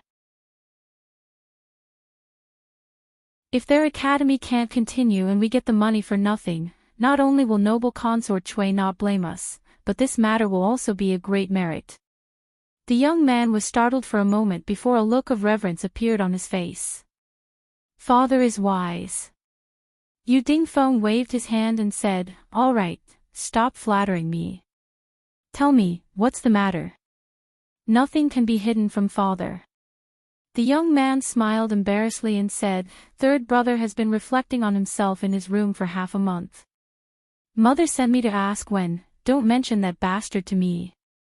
Hearing him mention this matter, Yu Dingfeng's face was filled with rage. If it weren't for that blind bastard provoking that person from the Qin family, that madman Chen Chong wouldn't have come knocking on their residence to denounce them. The Yu family had paid a heavy price to settle this matter, and even now, he still felt his heart ache when he thought about it. I said 1 month, so it's 1 month. Not a day less, not even an hour less. Yu Dingfeng said with a sullen face. He then asked, Have you found the prostitute from that day? The young man lowered his head and said, Not yet. When I found the brothel, I heard that she redeemed herself on the same day and left. As for where she went, I don't know. Yu Dingfeng's face became even more sullen. Even now, if he still did not know that the Yu family had been schemed against, he would not be fit to be the head of the Yu family. Half a month ago, after listening to the bodyguard's detailed account of what had happened that day, he realized that the appearance of that woman and the words she had said were all meant to lead that unfilial son into a conflict with that person from the Qin family. That was why Chin Chong had come knocking on their door. It was clear that someone had schemed against the Yu family from behind. Although he did not know who the mastermind was, he had to settle this score with the Chin family sooner or later. Originally, after knowing the identity of the other woman in the cloth shop that day, he still had many misgivings. After all, the youngest golden Ziguanglu of all the dynasties was not a person who was easy to get along with. Fortunately, after so much time had passed, that person had not made any moves. Perhaps, he had already forgotten about this matter. Yes, he must have forgotten about it. When Li Yi walked out of the School of Mathematics, Li Xian chased after him and asked after listening to him, "Has the Yu family agreed?" Li Xian nodded and said, "They just agreed." "Should we release that paper now?" "No hurry." Li Yi waved his hand and said, "Let them stock up more goods first." Originally, there was only a small grudge with the Yu family, but it had been half a month, and with the interest, the small grudge had long become a big one. Bullying Mingzu and Zue Mo only made them lose money, which was not a big deal. After all, although the money was gone, at least the people were still there. When passing by a brothel, he asked Su to stop the carriage. This brothel was the core of all the brothels in the capital. Usually, all the matters of the brothel would be gathered here. If Ruoqing was not in Willow Lane, she would be here most of the time.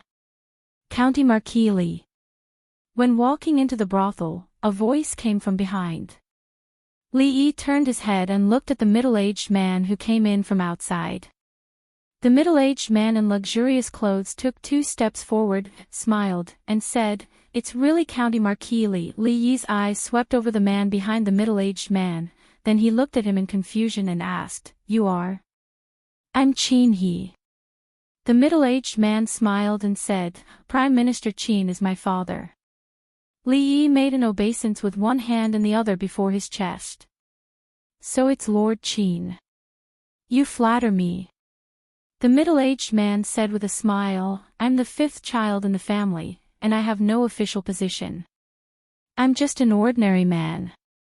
"County Marquis Li, you also come to the brothel to watch the show?" "I'm just watching." Li Yi smiled and asked casually, "I wonder what show Lord Qin is watching this time." "The Orphan of Zhao." Lord Qin smiled and said, "This show is really good. I don't know who wrote it. It's the 3rd time I've watched it." Li Yi said in surprise, "It turns out that Lord Qin likes to watch this kind of show of enduring revenge." Lord Qin shook his head with a smile and said, "I'm just watching, just watching." Li Yi chatted with this 5th master of the Qin clan for a while before the latter entered a railing. Li Yi stood outside for a moment before withdrawing his gaze and walking towards the small building inside with familiarity. Inside the small building, there were several women busy. Seeing Li Yi come in, they hurriedly got up and saluted. "Young master, are you looking for Miss Ruoqing?" "She's upstairs." Li Yi nodded to them with a smile, walked up the stairs, and gently knocked on the door of a room. "Come in." When Li Yi pushed the door open and entered, Wan Ruoqing was writing something at the desk. Without raising her head, she said softly, "Recently, there have been 2 new shows, and the repertoire needs to be rearranged. The costumes should be ready soon, and I'll go and urge them tomorrow. The 2 brothels in the east of the city are a little understaffed, and need to be transferred." "Ah, you're here." There was no sound coming from the door. She raised her head and glanced at it. After a moment of surprise, she immediately stood up. Li Yi walked over slowly and said, "You don't have to personally arrange these trivial matters. The people below can also do it." Wan Ruoqing smiled and said, "I have nothing to do, so I'll just do what I can." "How many times have you said it, but you've never listened?" Li Yi looked at her, shook his head, and said helplessly. When talking to her, she had always been so gentle and soft. She was truly a woman as gentle as water. No matter how impetuous he was, he could quickly calm down after spending a short time with her. When he passed by here, he came to see her and talked about some things about the brothels. He didn't know how many times he had told her to rest more and not to be too tired. Then, he refused her offer to send him downstairs and left. Above the small building, a gentle gaze, through the window, watched him walk out of the brothel, and stopped at the place where his figure disappeared. The figure leaned against the window and stared blankly, until the sky darkened.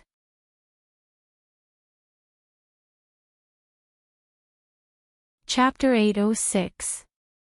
In the hibiscus garden, the warm sunlight shone on the square in front of a palace. Jing Emperor was basking in the sun while rocking his chair comfortably. He smiled as he looked at the children who were playing and running in front of him. It was not until he was tired that he yawned and asked, "How's the matter at the academy?" Standing in the sun like a pole, motionless for half an hour, the figure finally moved and said, "Although His Highness is busy with government affairs every day, he has never neglected the matter of the academy. Now the academy in the capital has already started construction. The 5 states near the capital have also begun the construction of their respective academies. However, His Highness seems to have encountered trouble in another matter." Changde said a few words, and Jing Emperor frowned slightly. "The Yu family." Changde nodded and said, "I am afraid that the Chui family is behind the Yu family. After all, if the academy is really implemented, in the long run, it will shake the foundation of the aristocratic families. The imperial court's paper shops are distributed to various yamens. They can't take out too much to give to the academy. The Yu family is indeed a problem." Jing Emperor thought for a moment and asked, "How did Emingzu deal with it?" "His Highness sends people to discuss with the Yu family every day. It seems that they have just reached an agreement, but the price is a bit too high." Jing Emperor looked puzzled and murmured, "This is not like Mingzhu's style of doing things, and it is not like that boy. What is Li Yi doing recently?" "His wife is about to give birth. These days, he has been attending to her." "What a good-for-nothing guy." Jing Emperor waved his hand and said, "The scenery in the hibiscus garden is pleasant, and the weather is good today. Go and call the 3 of them over. I haven't seen them for a long time." The arrogant Lolita, who was approaching from behind, immediately gave up the idea of scaring her father. She hurriedly ran over and asked, "Father, is teacher coming over?" Jing Emperor nodded and said, "Father is busy today. Shaning just said that she wants to go out to play. Just bring more guards. Remember not to make trouble." "When did she say that she wanted to go out?" After getting a positive answer, the arrogant Lolita said in a sweet voice and immediately ran back. Emperor Jing asked in confusion, "Where are you going?" I didn't even wash up this morning, so of course I have to dress up and change my clothes." By the time her voice could be heard, she had already disappeared into the back of the hall. "When did this child become so vain?" Emperor Jing said doubtfully. He waved his hand and said, "Ask the catering company to prepare today's banquet." Just as Li Yi was about to leave, a eunuch came to his door and said that His Majesty had summoned him to Furong Garden. After finding out the cause of the matter, he learned that the eldest princess and Li Xian had also been summoned, so he didn't think too much about it. In any case, he also planned to enter the palace to discuss matters with the eldest princess, so going to Furong Garden was a bit closer. The net had already been cast. After all these days, the fish had already entered the net. It was time to reel in the net. Of all the surnames, it had to be this one. The family was unfortunate. When he went out, Fong ran over from a distance and said, "Son-in-law, where are you going?" "I finished the things you gave me a few days ago." Li Yi was surprised and said, "So fast?" Fong nodded and said, "Next time, you can leave these small things to others. These days, I didn't even have time to take care of the shops in the city." "All right, get in the car." Li Yi waved his hand. These days, without Fang, it was much quieter. However, he couldn't let him keep doing those unimportant chores. He only hoped that he could sum up the experience and learn from it. When he arrived at Furong Garden, Li Xian and the eldest princess had not arrived yet. Seeing that rocking chair, Li Yi felt a little distressed. The ruler of a country came to snatch a rocking chair in broad daylight, and didn't even get a tael of silver as compensation. Was there still law in this world? The old emperor lay on the rocking chair and asked directly, "What are you going to do about the academy?" "What about the academy?" Li Yi was surprised and said, "Isn't it always the eldest princess who deals with the academy?" "I don't know." Emperor Jing glanced at him and said, "All right, Mingzu is a straightforward person. How could she think of such a sinister idea? Don't think that I don't know that it's all your ideas. Last time in the Imperial Garden, I heard everything." "I'm sorry, I forgot." Li Yi smiled awkwardly and then said doubtfully, "Your Majesty, you were just talking about the academy. The academy has been doing well recently." "Nothing has happened." Emperor Jing frowned and said, "Then the Yu family." Li Yi looked puzzled and asked, "Which Yu family?" "Ning Yuan Ho." Emperor Jing had just opened his mouth when he saw Li Yi's expression. He was startled and seemed to understand something.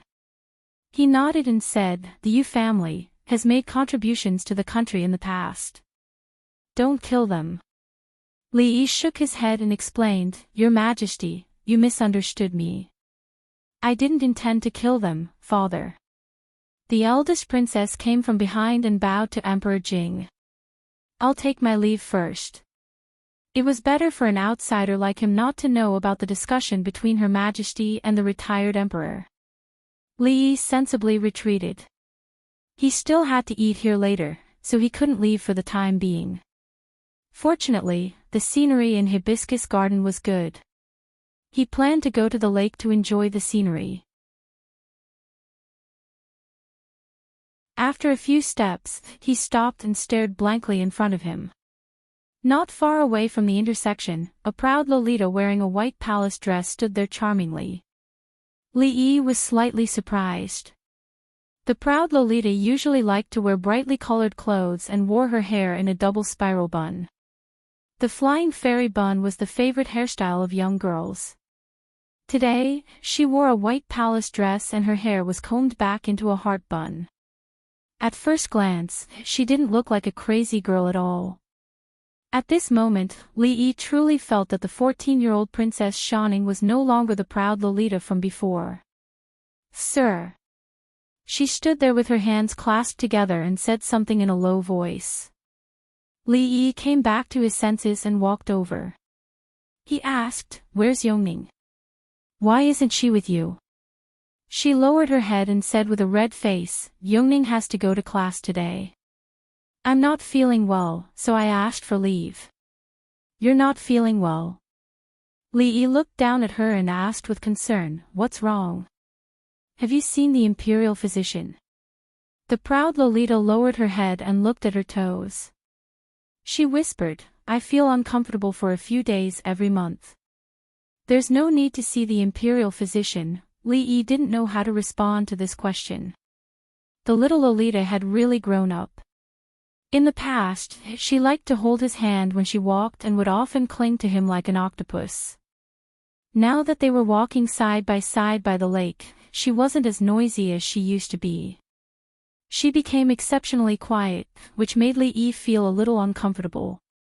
Sitting on the lawn by the lake, the proud Lolita softly talked about some interesting things that happened to her in the academy. For example, no matter what kind of chess they played, she had no match in the academy. Another time, when the mathematics teacher punished her friend, she asked Li Han to come up with a few questions to ask the mathematics teacher. In the end, the female teacher didn't come to class for 3 days. Li Xian and the eldest princess walked over from afar. Li Xian looked at the two of them and squatted down. He said, "Bing Ning, come with Brother Xian. Brother Xian will give you something fun to play with." Brother Xian, I've grown up. I don't play with those things anymore." Although the proud Lolita was unwilling, she was still dragged away by Li Xian. Li Yi lay comfortably on the grassy slope. Below him was a small lake. The lake water was dark green. The wind blew from the surface of the lake, bringing a refreshing coolness. This kind of weather was actually very suitable for barbecues or picnics. It was a pity that the old emperor had already arranged a banquet, and Mingsu sat beside him. She bent her legs and looked at the lake. She seemed to be thinking about something, and her gaze was slightly absent-minded. Li Xian walked over from afar and said, "I'm afraid that the two of you will attract suspicion if you're alone. It'll be better if I'm here." He took out 2 pieces of dough from his sleeves and stuffed them into his ears. He looked at Li Yi and said, "Don't worry, I can't see or hear anything. You guys can continue chatting." After he finished speaking, he walked to a place 10 feet away from the two of them and lay down on the ground. At the same time, in a palace somewhere in the courtyard, a girl in a white dress lay on the bed. She crossed her legs and swayed unconsciously. She flipped through the pages of a book and muttered, "The book says that girls should be reserved, but teacher doesn't seem to like it."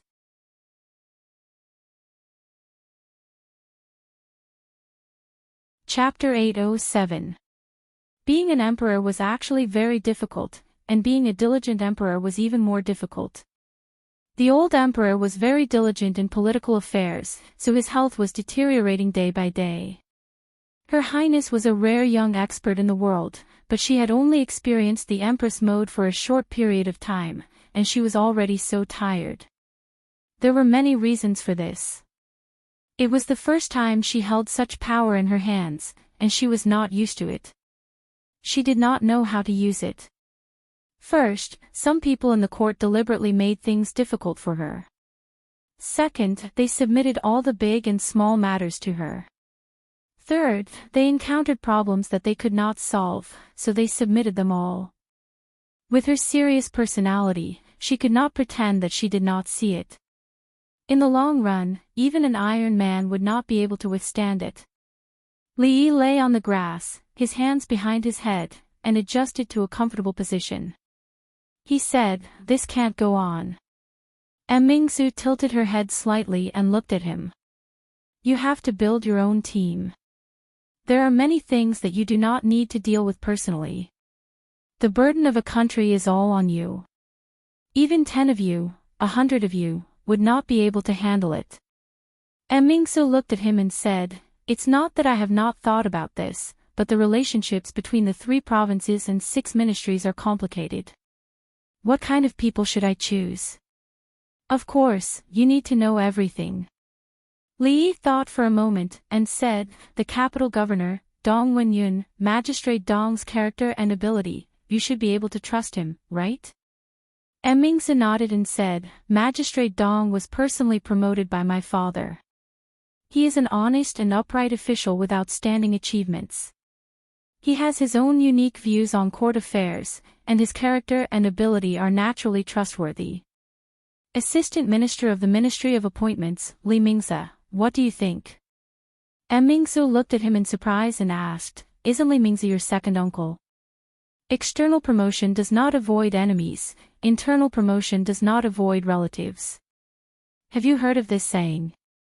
Li Yi looked at her and said righteously, "Although he is my second uncle, his work as an official is commendable and can be of great use." What do you think? That's true. And Mingzi nodded and said, "If that's the case, then Assistant Minister of Revenue Tsing Shichen's ability has always been outstanding. If there are no accidents, it is very likely that he will take over the position of Minister of Revenue in the future." How about? Li Yi straightened his body and sat up. "The Ministry of Revenue's Qin Darren is still here. Why did you find an assistant minister?" And Mingsu Li explained, "Master Qin is in charge of the entire Ministry of Revenue. He can't leave easily, so he can only choose from the people below him. Isn't there another assistant minister?" "You have a grudge against Assistant Minister Zhang. What enmity could there be between us?" Tsing Shichen, his character is questionable. Let's choose another assistant minister. Li Yi pursed his lips and said, besides, we don't avoid enemies and relatives. Even if we do have any enmity, it won't affect this matter. As an outsider, he ran to Willow Alley all day. Sometimes, before it was time for the yamen to open, he would still be there. This kind of person who came to work early and left early, had no organization or discipline, and only wanted to muddle along. Could he take on a big responsibility? The other assistant minister of the Ministry of Revenue hasn't made any contributions in many years. Mingzuli nodded and said, then, I will consider the candidate for the Ministry of Revenue. Li Yi thought about it and said, also, what do you think about the Wang family of Luochuan? Let me interrupt. Li Xian, who was lying on the other side of the grass, rolled over and said, the Wang family has always been loyal to the emperor and patriotism. Naturally, they are trustworthy. Saying this, he turned over again. I'm done. You can continue. Needless to say, the Wang family. In addition, one person must be selected from each of the 6 ministries.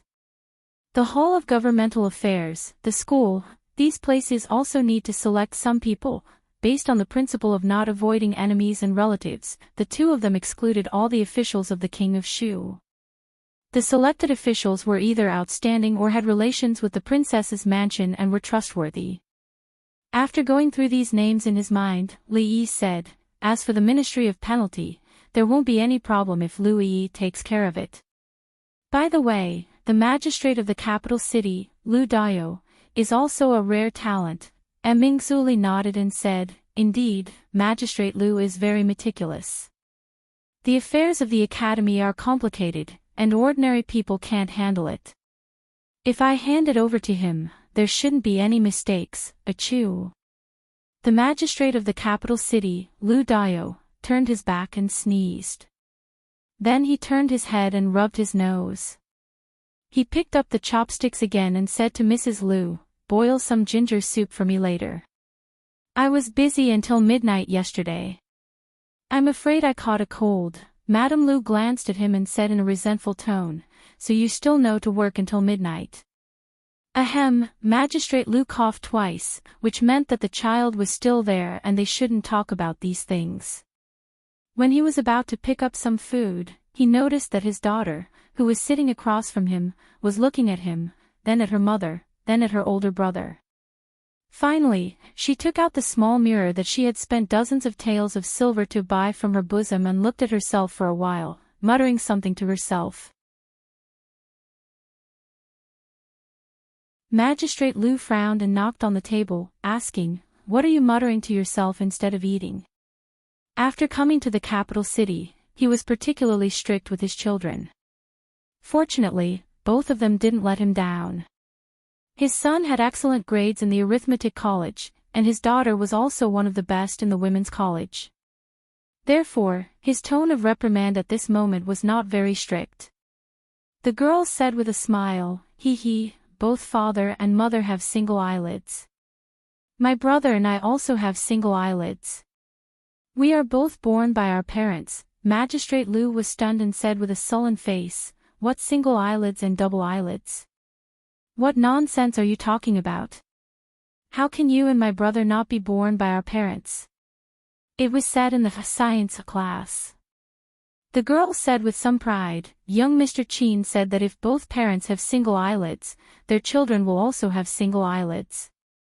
If both parents can't distinguish between red and green, their children can't distinguish between red and green. Nonsense.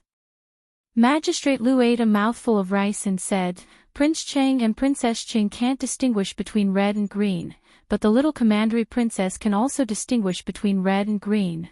The reason why he was so clear about this matter was that a scandal happened in Prince Cheng's mansion 2 days ago, which was discussed in the capital city. For some unknown reason, Qing Wang, who had always been known for his honesty, actually acted against Qing Wang Fei in his foo and even chased her back to her paternal home. He had also heard some rumors that said that Qing Wang's daughter wasn't his own. The little commandery princess dropped out of school 2 days ago.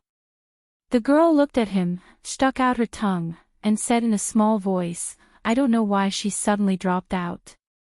I have one less person to talk to in the college. Magistrate Lu was stunned for a moment, then waved his hand and said, even if it's not distinguishing between red and green, it's really like this. What does single eyelids and double eyelids have to do with whether or not they are biological? It's just nonsense. If you don't believe me, I'll give you an example, then. At a certain point, Magistrate Lu's body suddenly shook and his voice stopped abruptly. No. The girl shook her head and said, young Mr. Chin said that if the parents have double eyelids, the children may have single eyelids. If the parents have single eyelids, the children can't have double eyelids, unless, Magistrate Lu's face was pale and his body trembled. The bowl in his hand fell to the ground and broke into pieces, but he didn't care about it at all. He slumped on the chair and murmured, impossible, this is impossible, master, what's wrong with you? Seeing this scene, Mrs. Lu was so scared that her face turned pale. She hurriedly stood up and said loudly, hurry, go find a doctor. I'm afraid the master has a stroke. Magistrate Lu climbed up from the chair, looked at his daughter and asked, do all the students in your women's college know about this? No, they are all unwilling to take the science course. Only a few of us. The girl said with some regret, young Mr. Chin said that this was all said by Marquis Li. It's not written in the book. No one wants to listen, so she won't teach it in the future. Magistrate Lu had already sat back in the chair. His face was a little better than before, but he still couldn't help murmuring, this is impossible, this is impossible.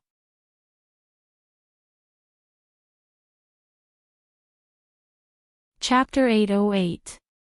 A good meal turned out like this. The young girl felt uneasy. She timidly walked over and whispered, Father, what's wrong? Oh, nothing. County Magistrate Lu calmed down. He waved his hand and said, nothing. Don't spread rumors about Prince Chang's little princess. Single eyelid, double eyelid. Don't mention it again. The young girl nodded obediently. I know. Everything that happened just now seemed to have been brushed aside so easily. You guys eat. I have something to do and have to go out. County Magistrate Lu stood up and walked out after saying that. When he walked to the door, he stopped and asked, oh, you just said that these things were taught by County Marquis Li. Which County Marquis Li? Which County Marquis Li? The one my father always talks about. Okay, I got it. County Magistrate Lu waved his hand and said, you guys eat first. I'm leaving. He quickly walked out of the door. When he crossed the threshold, he tripped and almost fell. Young master, what's the difference between the food rewarded by the emperor and the food outside? In the carriage, Fong looked inside and asked curiously. Li Yi leaned against the carriage and said lightly, you want to know? How about taking you with us next time? That's too embarrassing. Fong rubbed his hands and asked, when is the next time? Li Yi waved his hand. Nothing special. The skills of the imperial chefs in the palace are almost the same as your wife's. Fong curled his lips and said, young master, don't lie to me. The imperial chefs are the best chefs in the world. How can they be a chef in the palace if they don't have skills? Li Yi glanced at him. Why do you think the little princess and the emperor always like to eat at our house? Old Fong froze for a moment, then immediately lost interest in the emperor's food. He turned his head and suddenly asked, young master, we're almost at Willow Lane. Do you want to go in and sit for a while? Since you're here, sit for a while. Li Yi nodded and got off the carriage. Watching him walk into the alley, Fong comfortably leaned against the carriage. He let out a long sigh and said, I'm so tired these days. It's better to follow the son-in-law, the sloppy old man, who had been sitting at the side with his eyes closed, suddenly opened his eyes and asked indifferently, "Do you know why your son-in-law didn't let you follow him these days?" Fong glanced at him and said, "Because the son-in-law has other, more important things for me to do." "Because you talk too much." After the sloppy old man finished speaking, he closed his eyes again. "You are jealous." Fong glanced at him from the corner of his eyes and ignored him. He was really exhausted from the past few days. While his son-in-law was being affectionate inside, he should take a rest first. Not long after he closed his eyes, he heard footsteps coming from the front. Fong opened his eyes and asked in surprise, "Young master, why are you back? There's only Xiao Chui at home." Li Yi got on the carriage and said, "Let's go back." Fong waved his whip and started the carriage. He turned around and asked curiously, "Young master, I have a question." Okay. If you're really curious about what the emperor usually eats, I'll bring some back for you next time." "Not this." Fong shook his head and asked curiously, "Miss Seng?" "Miss Seng doesn't need to say anything." "Miss Wan?" "Young master, what do you plan to do?"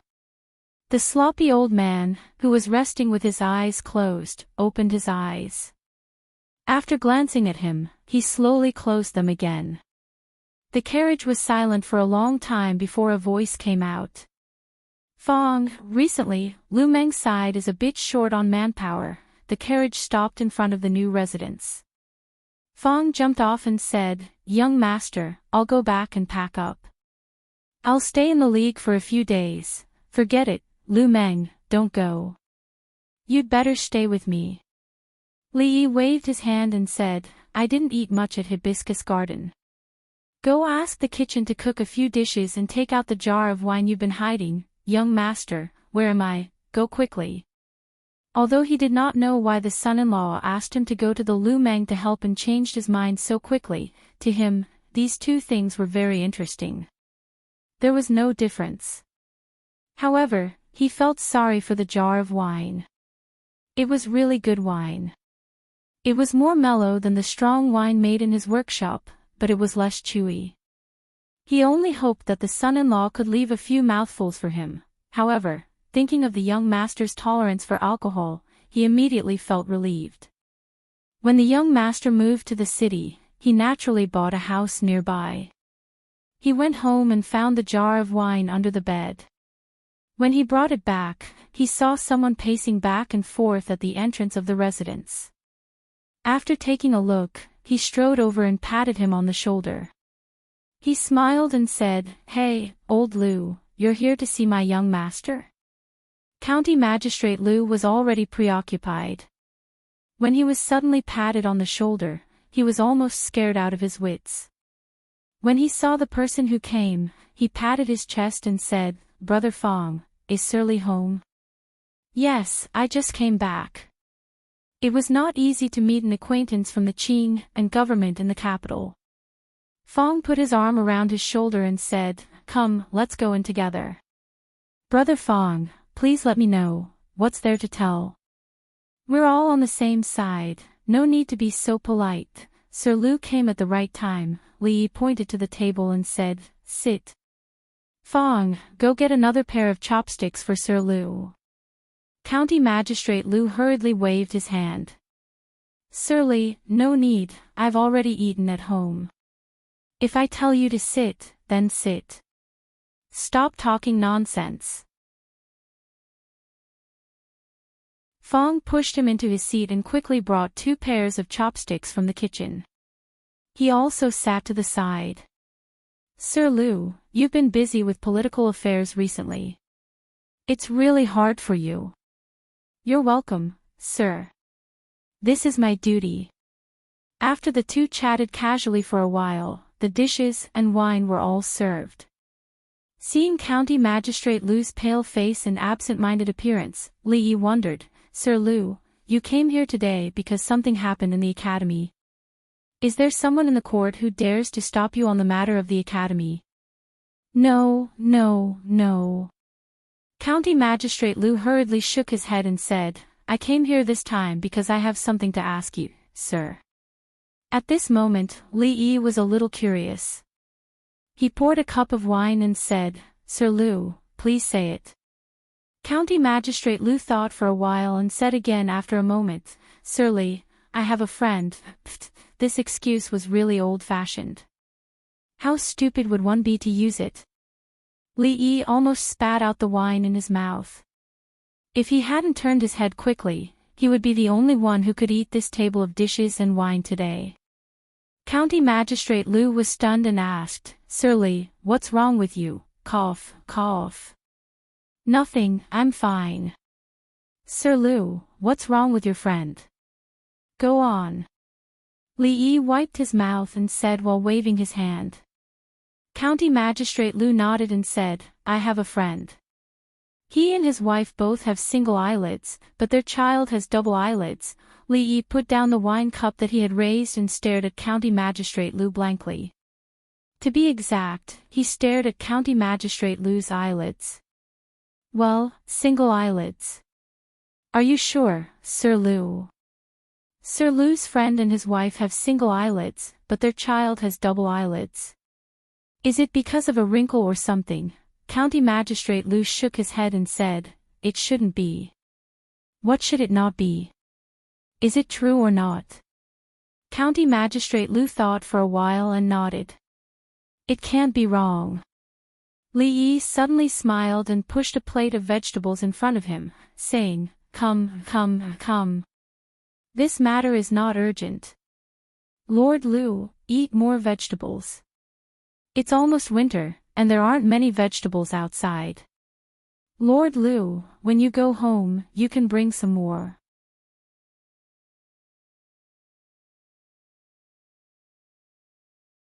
Chapter 809. I've already eaten at home. County Magistrate Lu looked at the plate of green vegetables in front of him and was startled. He said, Lord Li, I just want to ask. I suddenly had an inspiration and came up with a poem. Why don't you help me analyze it? County Magistrate Lu was startled again. He cupped his hands and said, Lord Li is the #1 scholar in the imperial court with unparalleled talent in poetry. I'm not talented and I don't dare. Li waved his hand and said, It's just an exchange. Lord Lu, you don't have to belittle yourself. It's nothing. County Magistrate Lu cupped his hands again and said, I'm all ears.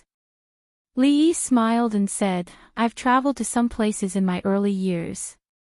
I've been to a place called Chilichuan at the foot of the Yin Mountain. Yin Mountain. County Magistrate Lu was puzzled. Lord Li, you've been to the north. Li nodded and said, Chilichuan is a good place. Seeing this plate of green vegetables, I suddenly thought of the boundless green grassland there. I couldn't help but feel a bit poetic. County Magistrate Lu, why don't you listen to it? Li had a thoughtful expression on his face. After a while, he said, Chilichuan, at the foot of the Yin Mountain. The sky is like a dome, covering the surrounding wilderness. Thousands of miles of Yin Mountain, Chilichuan Plain, the sky is vast and boundless, covering the surrounding wilderness. County Magistrate Lu nodded and said, Lord Li, you really have a wide range of knowledge. This poem has a broad realm and a majestic tone. It has the feeling of a northern folk song during the northern and southern dynasties. The sky is vast and the wilderness is boundless. These two lines describe the magnificence of the picture and the vastness of the wilderness. I live next door. My surname is Wang. Ah. County Magistrate Lu was startled and said with some uncertainty, The sky is vast and the wilderness is boundless. I live next door. My surname is Wang. The first line had been talking about the vastness of the world. This line changed too quickly. The strong contrast made him unable to believe his ears for a moment. Why? Lord Lu, you don't like this line. Li thought for a moment, then said, Then let's change it. The sky is vast, the field is boundless, a branch of red apricot wants to grow out of the wall. What does Lord Lu think of this sentence? Lord Li, I'm not as talented as you. County Magistrate Lu shook his head in shame and said, I just want to ask Lord Li. It was such an obvious hint, yet he couldn't understand it. It seemed like he had no choice but to make it clear. Li sighed, walked over and said, no matter what, the child is innocent. I can't help much in this matter. Lord Lu, please reconsider. County Magistrate Lu was stunned for a moment before he asked, are you saying that if both parents have single eyelids, they really can't give birth to a child with double eyelids? Not necessarily. Li thought about it and said, double eyelids and single eyelids are determined by genetics. Logically speaking, it's impossible for parents with single eyelids to give birth to a child with double eyelids. But nothing is absolute. Who knows, maybe the child's Mercury and Halley's comet will go in the opposite direction. If we don't save it, we won't change our fate. Fortunately, after practicing martial arts, he had deliberately exercised his body, and even his lung capacity had increased a lot.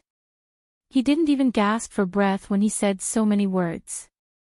Li took a sip of tea to moisten his throat, then he looked at County Magistrate Lu and asked, Lord Lu, do you understand? Mercury, comet, Halley, died, body. County Magistrate Lu looked at Li in a daze, then he nodded and said, I understand. Understand. Li looked at him in surprise and said, since you understand, Lord Lu, tell me about it. County Magistrate Lu coughed dryly and said, Lord Li, you mean that parents with single eyelids are also very likely to give birth to a child with double eyelids? Under normal circumstances, what was the probability of the gene mutation that controlled eyelids? It was 1 in a million or less.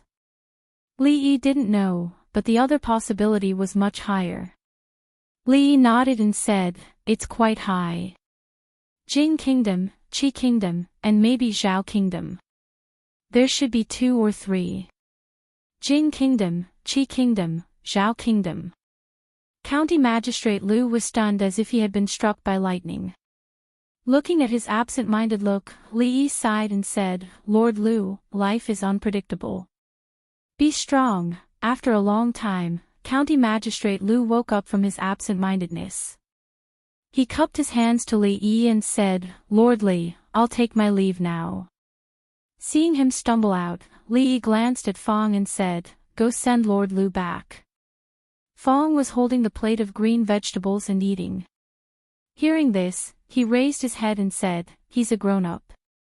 He doesn't need me to send him back. Don't you think so, old Lu? County Magistrate Lu stepped over the threshold. His body swayed and he turned his head and said, Fong, brother Fong, you'd better send me back. When Li followed him out, a servant reported that a minister-counselor of the Ministry of Rights wanted to see him. An official walked in quickly and bowed, saying, Lord Li, Imperial Concubine Li's birthday is coming. I'm here to send an invitation. The rules of the royal family were strict. The birthday of imperial concubines in the harem also had a corresponding etiquette process. Imperial concubine Chui's position in the palace was second only to the empress, so her birthday was naturally held every year. Of course, it didn't require all the officials to participate. According to the rules of previous years, Imperial concubine Chui would be allowed to go out of the palace to spend half a day with her relatives on the day of the birthday and then return to the palace in the middle of the night. This banquet was actually hosted by the Chui family. Although Li Yi and the Chui family had never been on good terms, with his current status, the Chui family would still routinely send him an invitation to all the officials even if there was any hatred. When the official from the Ministry of Rights saw Lu Dao, he was startled and immediately said, Lord Lu is also here. It saves me the trouble of making another trip. He rummaged for a while, took out another invitation, and handed it to County Magistrate Lu. Although the position of this capital magistrate was small, the power he held now was not small and couldn't be ignored. After the official from the Ministry of Rights left, seeing County Magistrate Liu staring blankly at the invitation in his hand, Li Yi casually asked, "Lord Liu is also going to Imperial Concubine Chui's birthday. I was invited last year and went once." County Magistrate Liu nodded and said, "It's not good for me to refuse such a thing."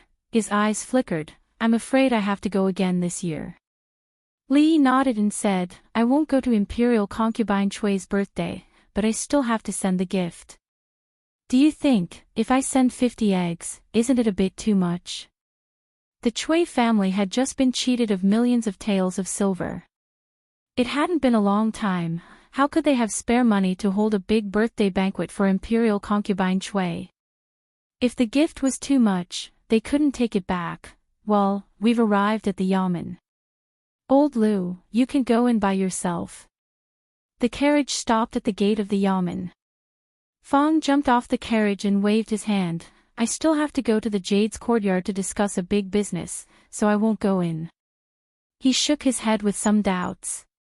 Before he left, the son-in-law specifically told him to keep an eye on County Magistrate Liu and not to let him do anything stupid. As a man and a county magistrate, how could he do something stupid?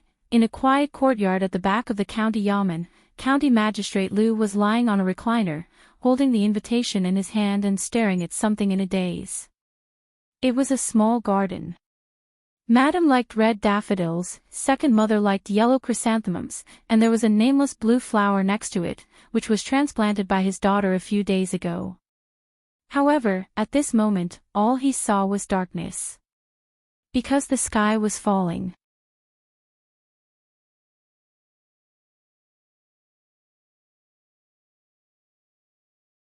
Chapter 8:10. I'm not very familiar with some of the people here, but since you've chosen them, they shouldn't be too far off. Li Yi put down the list in his hand and said, "That's it. Let's settle it for the time being. After a while, we'll have another assessment." The eldest princess nodded.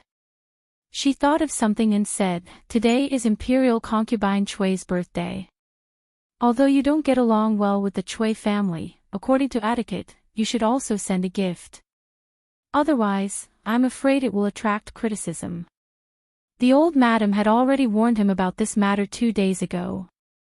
According to etiquette, with Imperial Concubine Chui's rank, there were only a few people in the harem who were higher than her. After all, she was an imperial concubine. Since the Chui family had sent an invitation, even if he didn't intend to go in person, he had to prepare a gift to not appear disrespectful. Nowadays, he carried too many titles and wasn't as carefree as before. There were some things that he still had to pay attention to. Then send a few boxes of fresh vegetables. They're green and not commonly seen in this season. In the future, it would be very inappropriate to give such a gift, not to mention that it was given to an imperial consort. However, it was different here. In the current season, a handful of fresh vegetables could not be bought with money. In the past, when the old emperor bestowed the important officials, which of the vegetables were not wilted? They were definitely not as green as the ones he gave himself. That's fine. Although this gift isn't heavy, it's just a token of appreciation. Emmingse nodded and said, "A few years ago, the Chui family failed to win over Prime Minister Shin. The Shin family only sent an ordinary painting. Those important officials in the court who were unwilling to take sides were probably the same. Let's leave this matter as it is. Recently, there hasn't been any major events in the court. After this matter, you should rest for a while." Li Yi warned her, got up and said, "I'll go back first. I'm boiling soup at home. It should be almost done." He didn't know if it was because she was about to give birth in 2 months, but Rui had recently lost her appetite. He had developed several new kinds of soup, which were nourishing and had the effect of stimulating the appetite. Emmingse walked him to the door of the hall and suddenly asked, "Why don't you bring soup when you come here recently?" "Forget it, it doesn't seem to have any effect. I won't wear it in the future." Li Yi shook his head and sighed. "Next time you come, bring some more. I quite like the soup." Her body stiffened slightly as she spoke in a calm tone. Then, she turned around and walked back into the bedroom.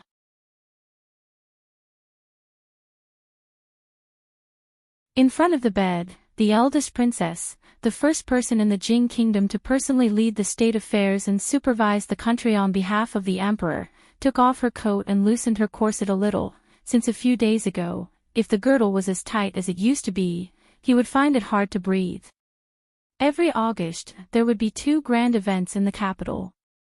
One of them was the night of the Mid-Autumn Festival on August 15th. It was a carnival for all the people in the capital. There was no curfew on the night of the Mid-Autumn Festival. The whole capital was decorated with lanterns and streamers. The brothels, wine shops, and brothels were also open all night. It was very lively. Although noble consort Chui's birthday could not be compared with the Mid-Autumn Festival, the curfew was only delayed for 2 hours for the convenience of the guests. However, on August 23rd, the carriages and sedans lined up in front of the Chui family's house occupied at least 2 streets. The night had just fallen. 2 people were walking on the crowded street. One of them looked ahead and said in surprise, "Your Excellency, during noble consort Chui's birthday last year, the carriages and sedans of the guests were all lined up here, right?" County Magistrate Lu nodded and said, "I remember that there was a whole street less this year than last year." Detective Zhao thought for a moment and said, "No wonder. At this time last year, the King of Shu was still in the capital. Many officials naturally had to give face to the King of Shu." County Magistrate Lu did not continue, but he knew in his heart that even if the King of Shu was still in the capital today, the scene in front of the Chui family's house would not be much better than now. That was because some of the owners of the carriages that had been parked here last year had died. Some had been imprisoned, some had their properties confiscated, and some had been exiled. Some felt that there was no need for them to come here this year or in the future. Detective Zhao did not continue this topic, but asked again, "Your Excellency, are you still going to put down the gifts and go in for a while this year?" County Magistrate Lu shook his head and said, "You wait outside for a while tonight. You have sent such a generous gift, you have to eat some of it back." At this time, there were not many guests in front of the Chui family's house. County Magistrate Lu walked over and handed over the gift list. A servant of the Chui family looked through it and immediately bowed and said, "Your Excellency, please." In a side hall of the Chui family's house, Chui Qingze, the master of the Chui family, was holding a thin book in his hand with a slightly gloomy face. "Is that all?" The servant of the Chui family beside him said in fear, "That's all." Behind him, a middle-aged man had already stood up, and his face was extremely gloomy. "All?"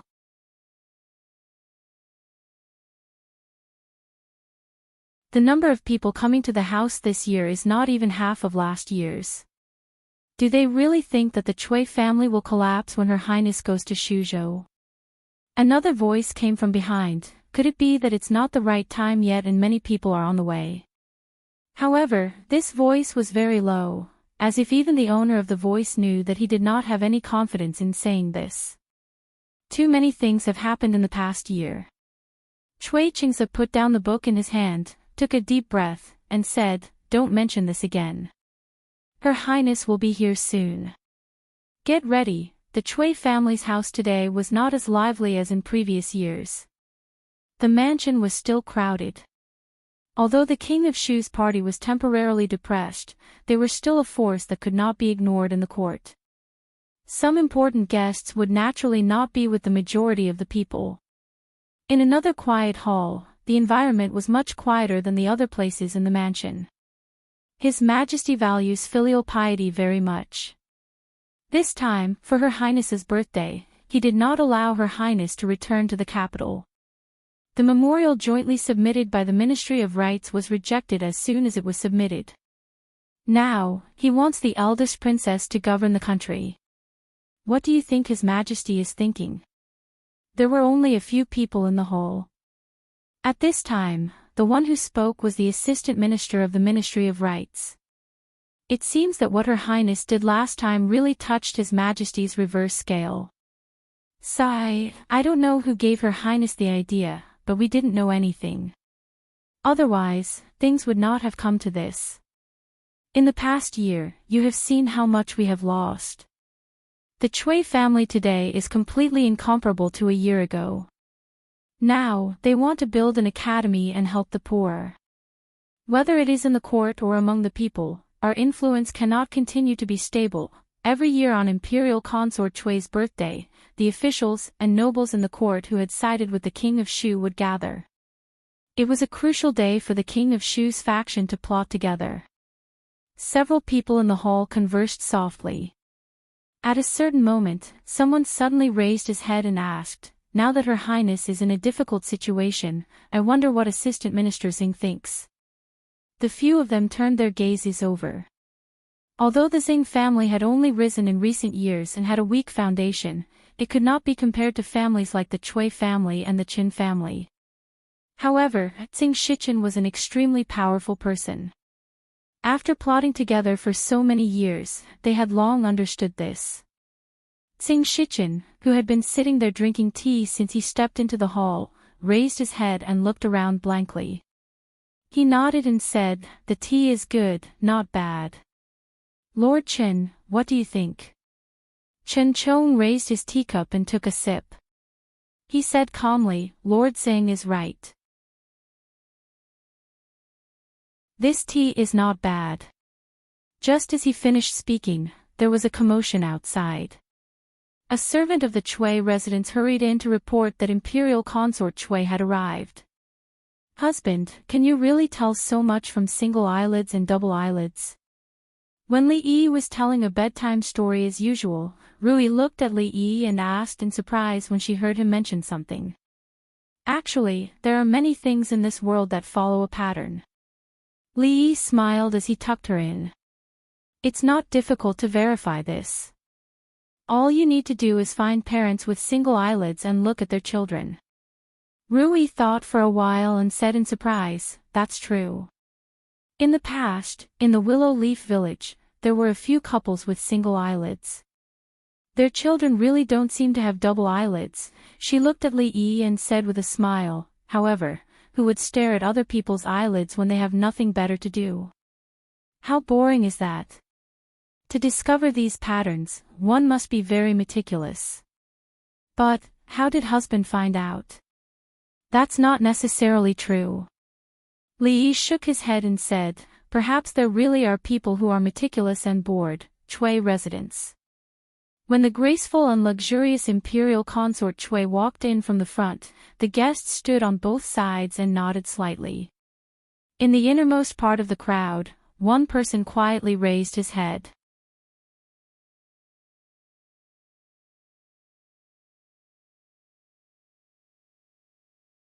Chapter 8:11.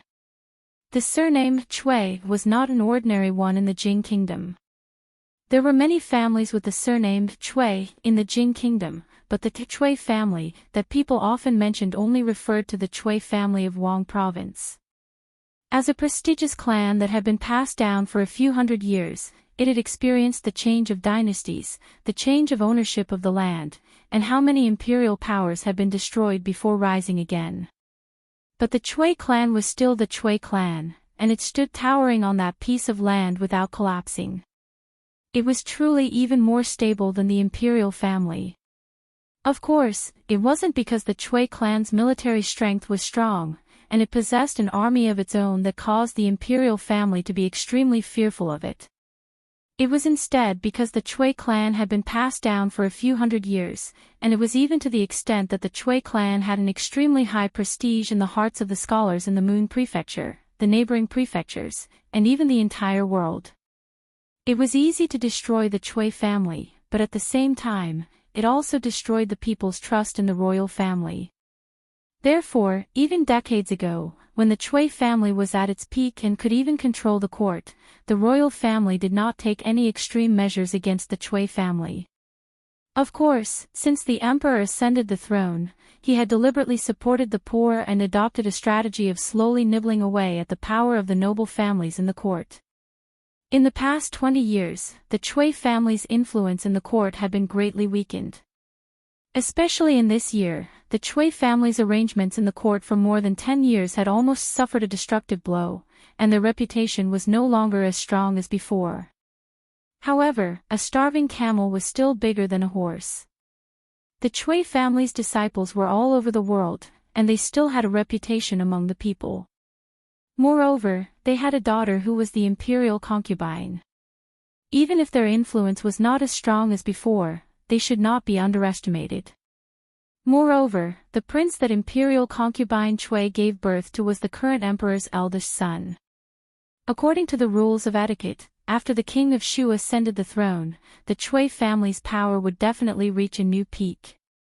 Every year, during imperial concubine Chui's birthday, she would appear for a short while at the Chui family's residence. This was also one of the few opportunities that some low-ranking officials had to see the beauty of the imperial concubine. Of course, when the imperial concubine walked over, most people would lower their heads to pay their respects, and they would even miss this opportunity.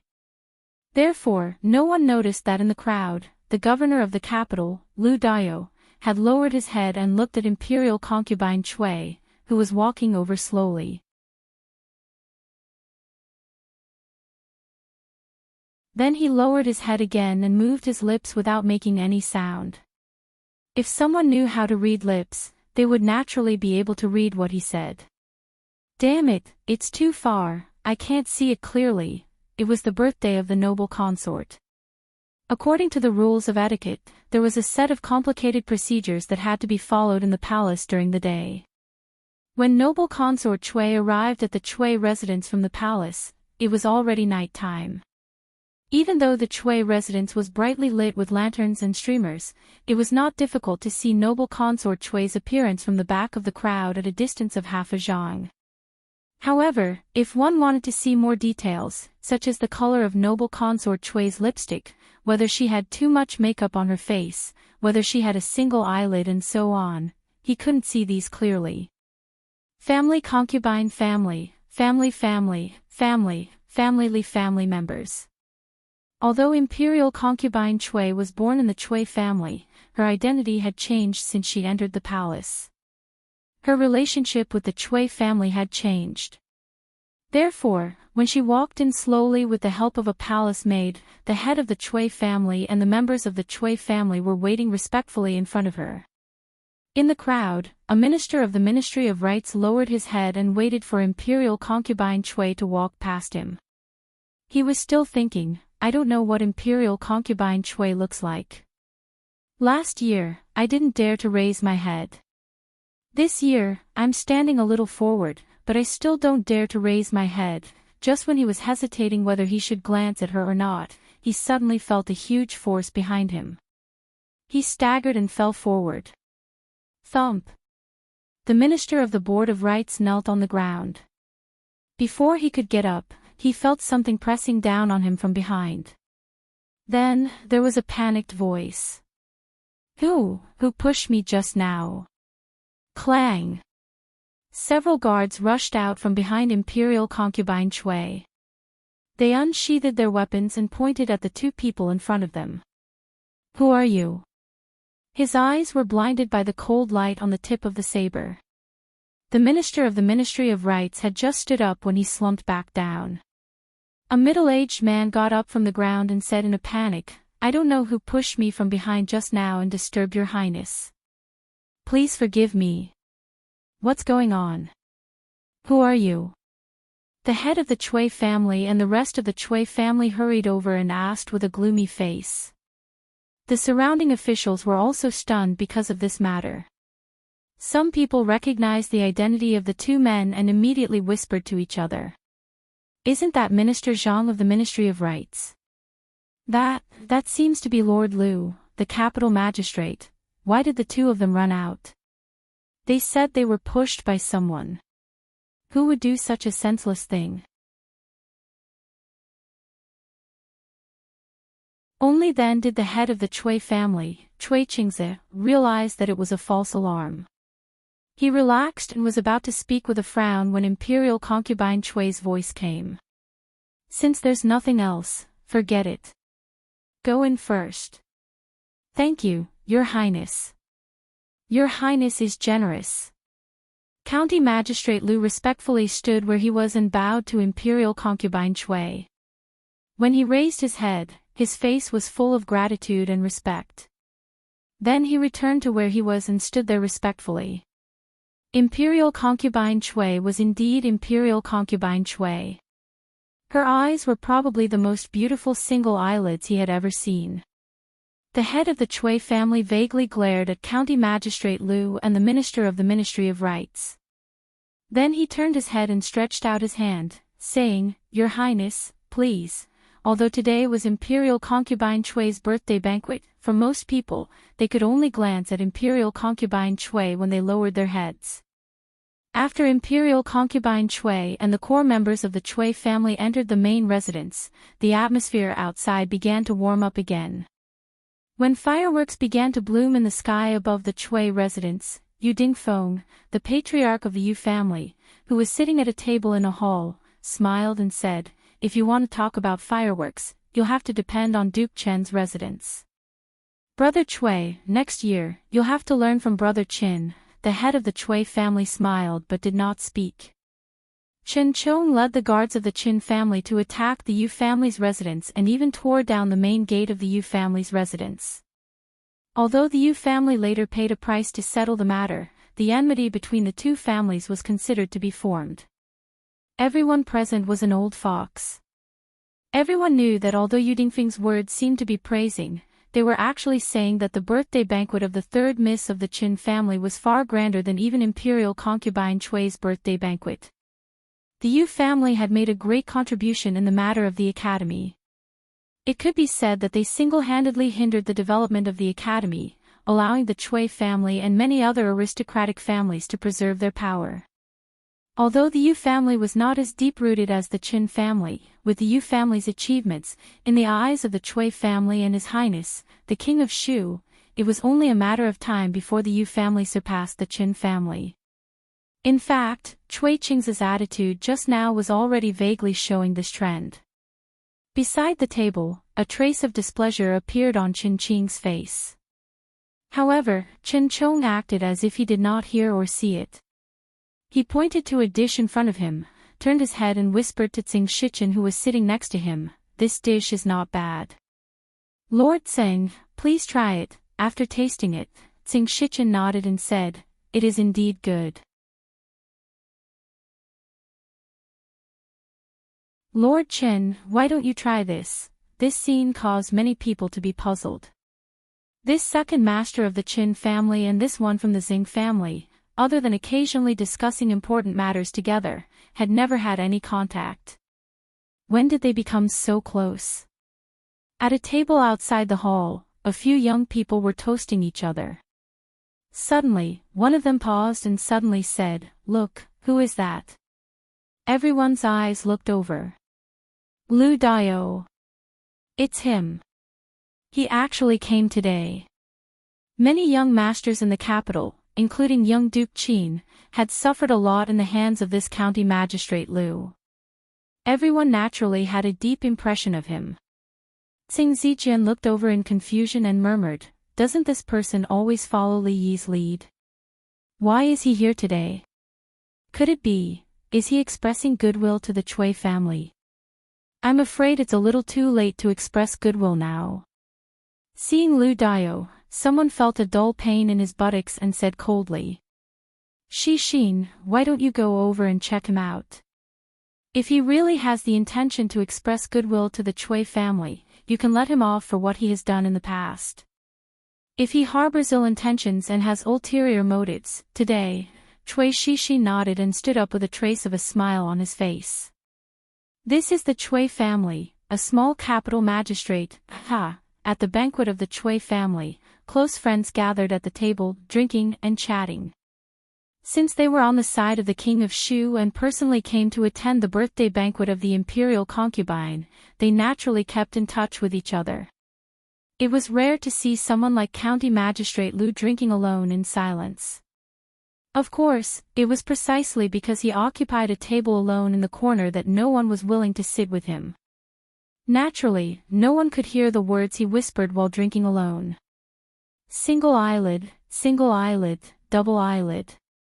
Damn it, what is this? Damn it, if I had known this, I wouldn't have come today. Motherf asterisk cur, who would believe such a thing?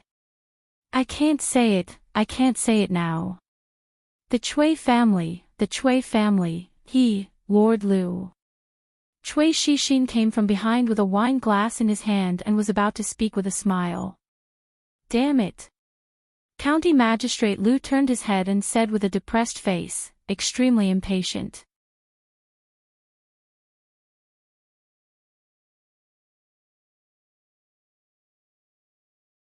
Chapter 8:12.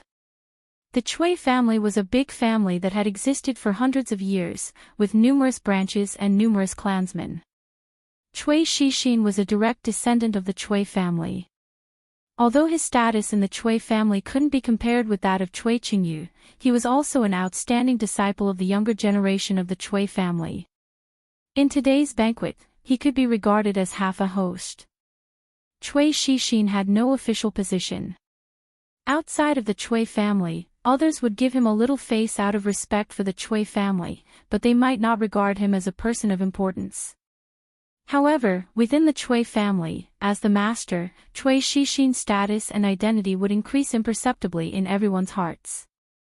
At this moment, he held a glass of wine and walked towards the direction of the magistrate of the capital city. Although he had suffered a loss in the hands of this person, he naturally dared not to make things difficult for him without the permission of the elders if he really abandoned the darkness for the light and came to the Chui family to express his goodwill. Walking behind him, Chui Shixin heard that the magistrate seemed to be whispering something.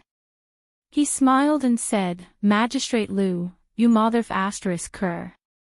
At this moment, County Magistrate Liu was full of contradiction and annoyance. When he was cursing in a low voice to relieve the depression in his heart, he heard a voice behind him. Therefore, he turned around subconsciously and uttered the following words naturally. Chui Shixin held a glass of wine and the smile on his face froze. After hearing what he just said, his eyes gradually became cold. What did you just say? County Magistrate Liu was stunned, then he reached out and patted his shoulder, saying, You motherf asterisk cur, the weather is so cold, don't you know to wear more clothes? If you catch a cold, you will suffer.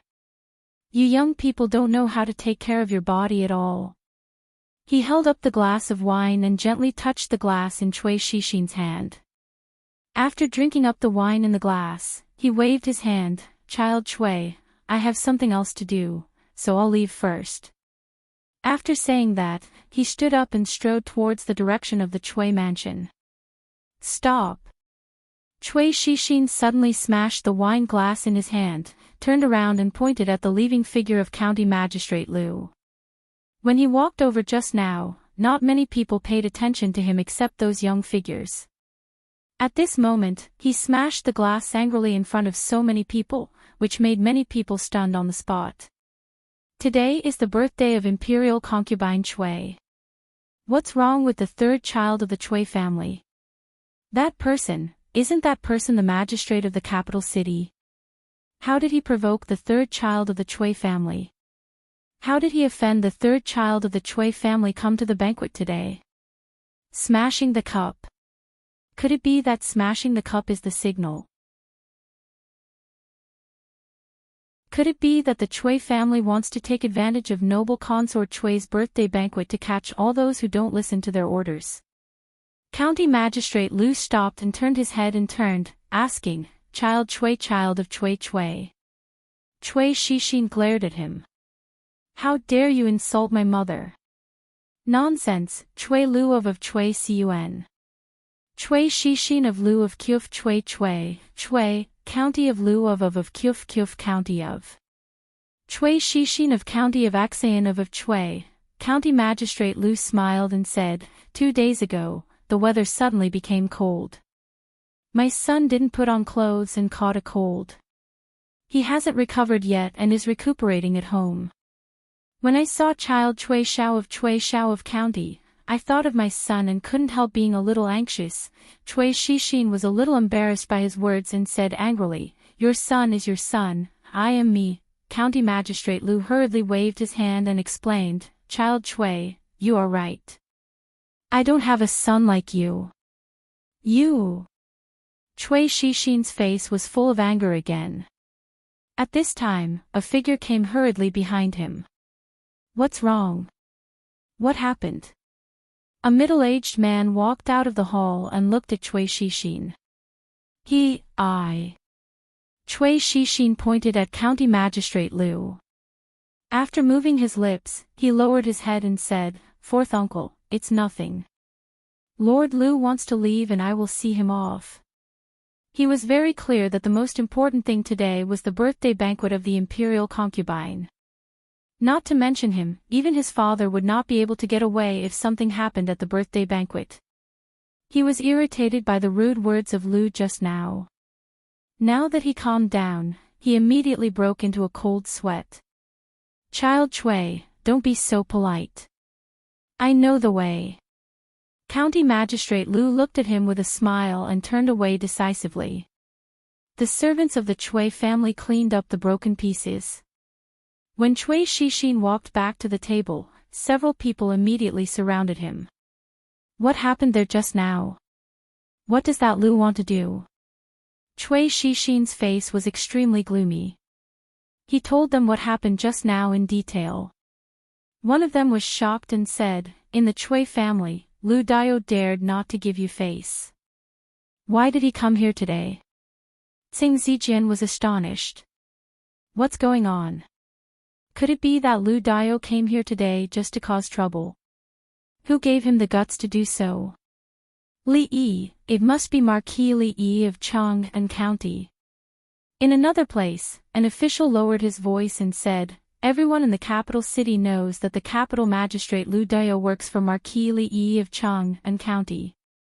Marquis Li Yi is not on good terms with the Chui family. There is no reason for him to come here today. It turns out that he just came for, yes, when the imperial concubine came here, it seemed that he directly rushed out to block the way." The conversation between him and the third young master of the Chui family was obviously a public joke. The third young master of the Chui family is still too young to take advantage of this old fox verbally. However, this Lu Dio is really bold. He even dared to make trouble at the birthday banquet of the imperial concubine. Marquis Li Yi is too strong. The Chui family can't do anything to him, but he is just a small capital magistrate. He's going too far. He's going too far. A man of the Chui family slapped the table and said angrily, "He really thinks that the Chui family can come and go as he pleases. Why didn't we stop him just now?" The fourth uncle of the Chui family glanced at him and said, "He is after all a fifth-grade capital magistrate and works for the princess. You know who is in charge in the court now. Besides, what reason can he use to detain an official of the court? Do you think the Chui family is still the same Chui family as before?" The man said with a sullen face, "Are we going to let so many people see our Chui family as a joke? Fortunately, it's just a small conflict between Xiaxian and him. The impact hasn't spread." The fourth uncle of the Chui family knocked on the table with his index finger and said, "The matter of the academy has come to an end.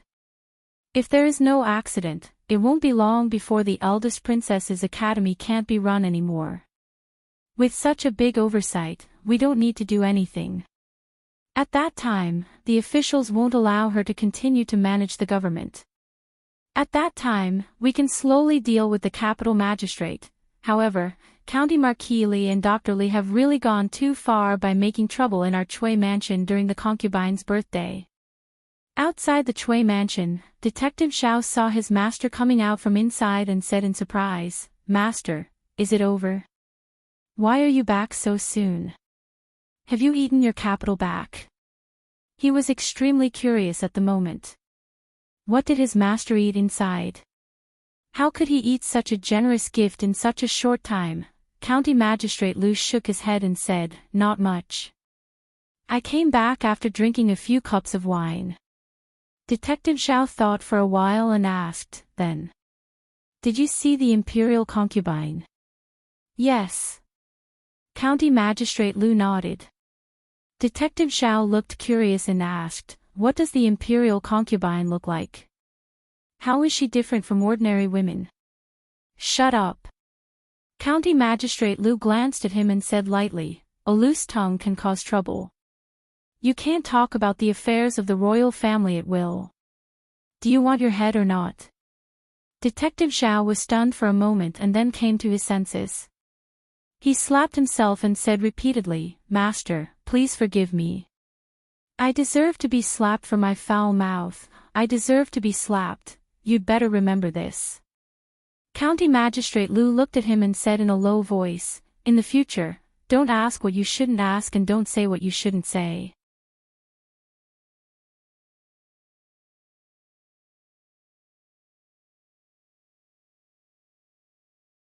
Chapter 8:13.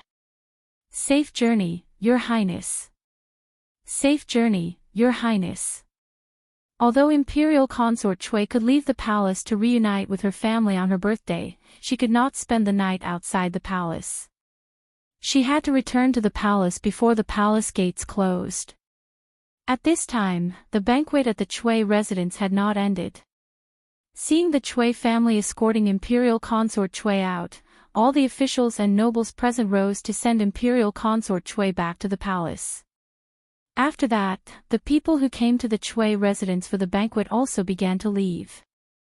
After almost all the guests had left, Yu Dingfeng, the Marquis of Ningyuan, sighed in front of the Chui residence and said, "Her Highness is extremely dissatisfied with what we have done in the past year. If the situation continues to develop like this, the foundation that we have painstakingly built in the court over the past decades will be completely destroyed." Chui Qingze, the master of the Chui family, cupped his hands and said, "The success or failure of the academy depends on the Yu family. Brother Chui, rest assured, everything is under control." Yu Dingfeng smiled and returned the greeting before saying, "It's getting late. Brother Chui, I will also take my leave." Beside him, Chen Qing also raised his head. "We are also leaving." Chui Qingze smiled and said, "Second brother, please see the two lords Chen off." A man behind Chui Qingze stepped forward and looked at Chen Chong and his brother. He smiled and said, "Lords, please. The Yu family cannot be underestimated in the future." On the carriage returning to the residence, Chen Qing, who had been silent for a long time, finally spoke. They were all of the King of Shu's faction. Chui Qingze had just asked Second Master Chui to see them off while he himself sent Yu Dingfeng off.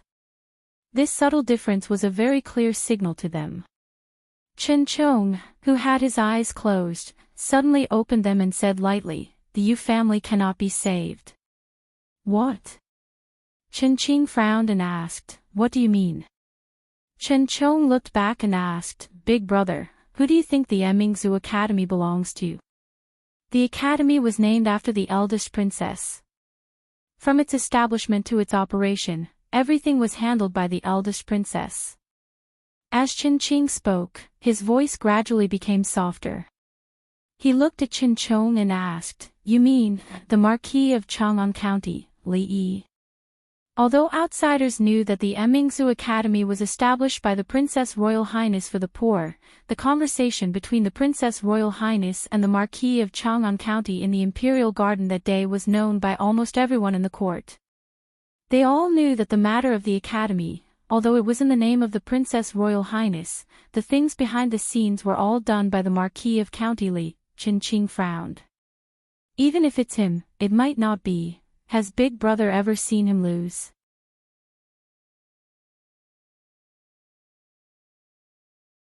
Chen Qing's voice stopped abruptly. After a moment of silence, he asked, "Is this the only reason? Isn't this reason enough?" Chen Chong looked at him and shook his head. Ever since the Princess Royal Highness visited the Yu family and was rejected several times, the Princess Royal residence would send people to the Yu family every day to discuss. In the beginning, they would stay for a day, half a day, 4 hours, and an hour. Later, they would only stay in front of the Yu residence for less than a quarter of an hour. What can this mean? Tsing Shichen said that this means that the Yu family is about to be finished. Assistant Minister Tseng. Chen Qing was startled and his expression changed slightly. Assistant Minister Tseng is a meticulous person and rarely makes mistakes in the matters he has handled. If this is really the case, I'm afraid I have to warn you, Ding Feng.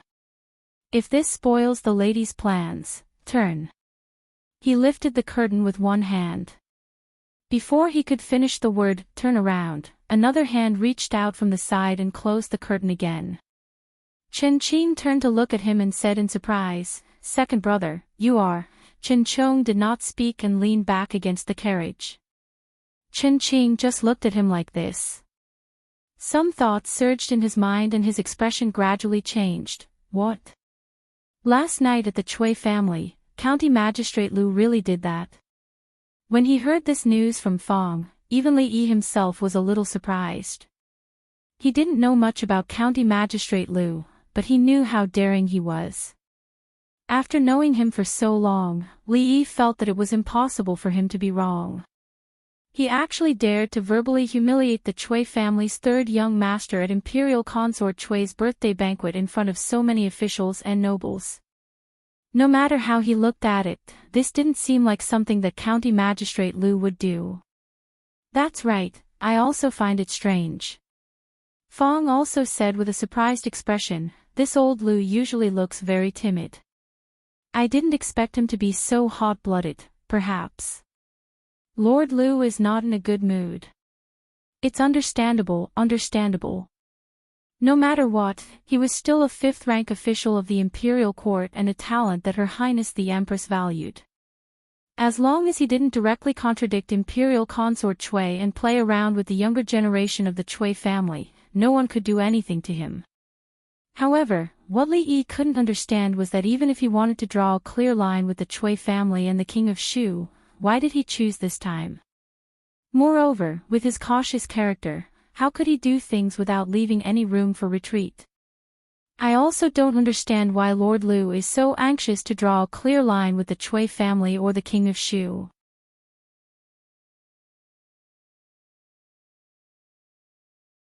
Even if he really wants to show his loyalty to County Marquis Li, he doesn't have to do this. In a secluded room of a tea house in Willow Lane, Tsing Shichen shook his head with some doubts on his face. There are rumors outside that this person was instructed by Li Yi to do that last night. Chen Chong took a sip of tea and asked, how do you know that he wants to draw a clear line with the Cui family? Tsing Shichen put down the teacup and said, although I don't know why he is so anxious, Lu Dao is a smooth and slick person. He is also extremely cautious. If there is no reason, he wouldn't do such a reckless thing. Especially his behavior last night, it seems that he deliberately put on a show for others to see. Cautious? Chen Chong laughed coldly and said, he is the bravest and most arrogant Jingdo magistrate in history. Many playboys in the capital have suffered at his hands. You say that he is cautious. The Qin family should know very well how difficult the position of Jingdo magistrate is. Tsing Shichen glanced at him and said, but this Lord Lu has done many arrogant things and offended many people.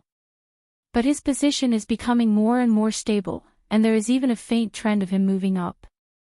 Lord Chen thinks that he is just relying on luck. But after what happened last night, I can no longer see through this person. Even you can't see through him. Chen Chong started and said, Dong Wenyun, Lu Yi, and now even this Lu Dao. What kind of people come out from Qing and Prefecture? This person is acting so strangely. Something must have happened. However, we are not on his side, so it is not good to ask. He glanced down and said, third mistress has come out. Official Qin should leave. Chen Chong stood up and raised his hands.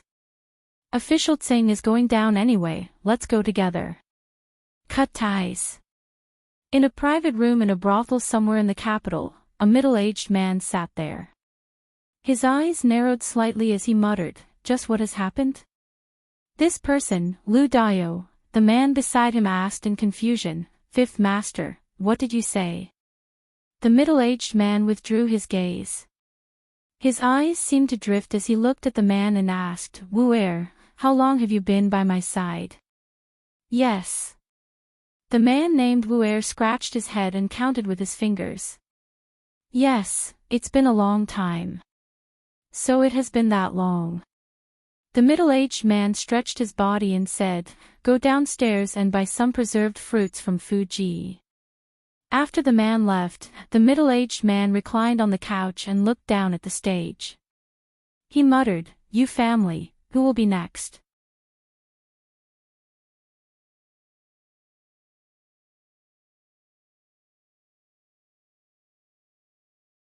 Chapter 8:14. Yusan didn't have a name, or rather, his name was Yusan. He was sold to the Yu residents as a servant at a young age. At first, he only did odd jobs such as cleaning buckets and pouring night incense. Later, because he was quick-witted, he caught the eye of a steward and was allowed to leave the residence.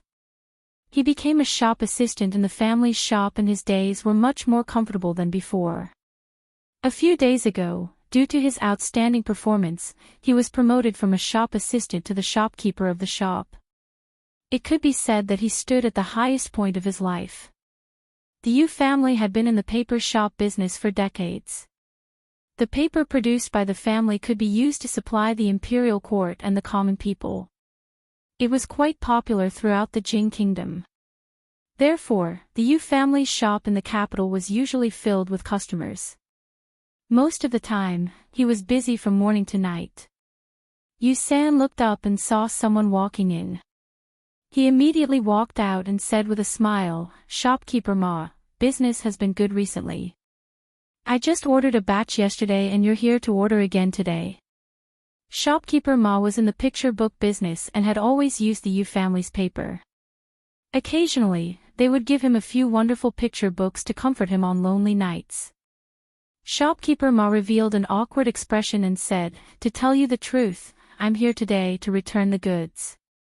"Return goods?" Yusan looked at him in surprise and asked, "Is there something wrong with the quality of the goods?" "Shopkeeper Ma, don't worry. If that's the case, we can still exchange the goods after we verify it." "No, it's..." Shopkeeper Ma looked awkward and stammered for a while before saying, "There are a few new paper shops in the city. The quality of the paper is of high quality and the price is less than 10% of the same quality here. That's why I'm here today." Businessmen weren't fools. If they could buy better quality goods at a lower price, there was no need to think about what to choose. New paper shops. Yusan was startled at first, thinking that it was a malicious scheme by one of his competitors. But before he could question it, footsteps came from outside the door again. A moment later, Yusan looked at the people standing in front of him with a vigilant expression. "Are you all here to return the goods?" Just as Yusan rushed out of the shop and ran madly toward the Yu family, Yu Dingfeng's expression changed drastically in the Yu mansion. "What did you say?" The Yu family's patriarch, who was discussing important matters with someone from the Chui family, suddenly stood up and grabbed the servant's collar, asking, "You mean, there's someone selling paper outside that's of better quality than the Yu family's, and the price is less than a tenth of ours?"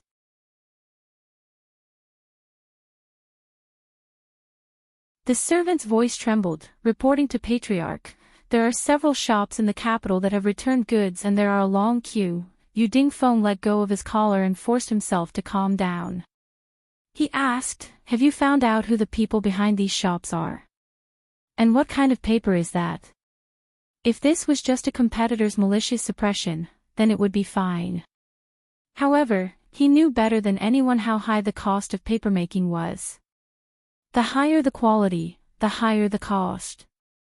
If he sold it at a low price, he wouldn't even be able to recoup the cost. Naturally, it wouldn't last long. If it was just a malicious suppression by a competitor, it would be fine. He knew better than anyone else how high the cost of making paper was. The higher the quality, the higher the cost. If they sold it at a low price, they wouldn't be able to recover the cost. Naturally, they wouldn't be able to last long. What's more, In order to let the Academy buy more paper at a high price so that they could profit from it, the Yu family had invested all their money and hoarded a large amount of goods. If, and only if, there was a cheap and high-quality paper on the market, causing no one to be willing to buy the Yu family's paper, then the Yu family would really be at the end of their rope. I can't find out their background. The servant looked at Yu Dingfeng and whispered, I've sent someone to check the quality of the paper.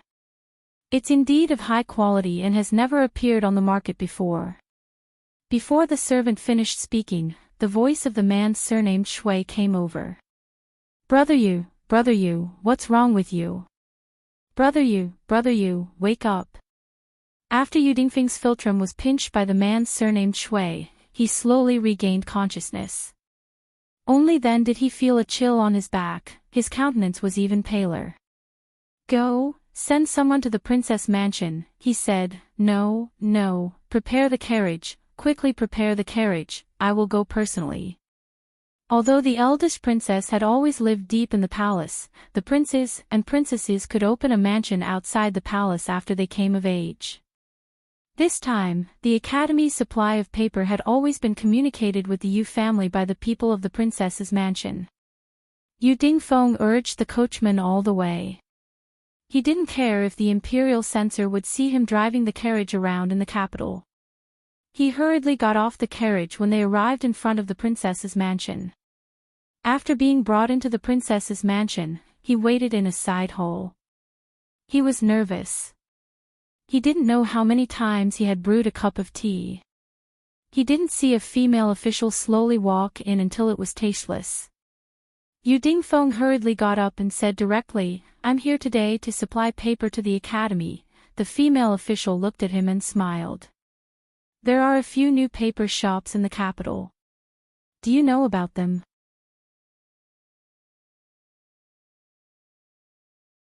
Yu Dingfeng's legs went soft and he fell heavily back on the chair. How could this be? How could this be? Chen Qing paced in the hall, occasionally glancing at Chen Chong who was sitting there drinking tea. He said, it's only been a few days since that night. In other words, before that, someone had already been plotting against the Yu family. Isn't this normal? Chen Chong looked up at him and asked, what did the Chui family say? Chui Qingze flipped the table on the spot. This is no longer just a matter of not stopping the establishment of the Academy.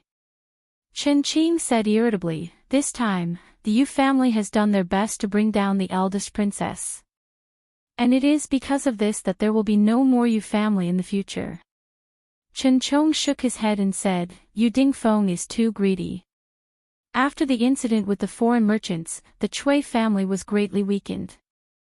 Now that there is no more Yu family, it is like the Chui family has lost an arm. And this arm was deliberately cut off. Someone purposely cut it off. Chen Qing's brows furrowed. He was suddenly shocked and asked, you mean, he has already begun to plot? Impossible, impossible. He only has a personal grudge with the king of Shu. He has never been close to any of the princes. Prince Jin is too young, and His Majesty has so many princes who have grown up. It can't be Prince Jin. This doesn't make sense, and it is not in accordance with the law. The only person he is close to is the eldest princess. Could it be that he wants to help the eldest princess ascend the throne? This is naturally impossible. Chen Chong shook his head and said, but I feel that this is only the beginning. Let's just wait and see. He stood up and looked at Chen Qing. He said slowly, perhaps it is time for our Chen family to consider this carefully, at the Qin family banquet. Qin Yan sighed and said, this time, the Yu family completely has no chance of making a comeback. After this, the large clans that rely on the paper market will at least be greatly weakened. If they stake everything on one throw like the Yu family, even the entire clan will be implicated. He said a few words and saw Qin He, who was playing with a 7-year-old urchin.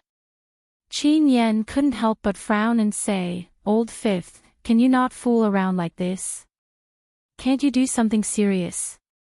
Ah, Fifth uncle is an elder.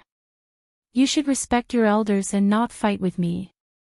The fifth master of the Qin family was playing with the child of Qin Yan's concubine. When he heard this, he raised his head and had a stunned expression. Big brother, I'm doing something serious every day, watching a play and listening to music. This is what you mean by serious business. Fifth Master Qin was at a loss. Could it be that this doesn't count? Everything is being arranged according to what you said. In the future, the price of paper will definitely plummet.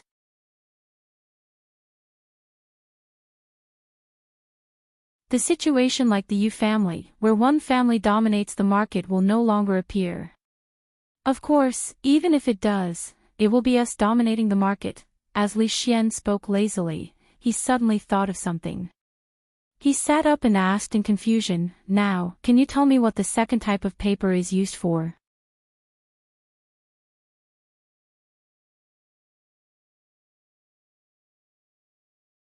Chapter 8:15. Wipe my butt. This somewhat vulgar, or even vulgar, answer clearly did not satisfy Li Xian. Using paper to do such a thing was no longer just a matter of disgracing the culture. He still felt that this kind of paper had some use that he did not know. Li Yi shook his head. "You see, you asked me, and I told you, but you didn't believe me. Forget it, I will know one day."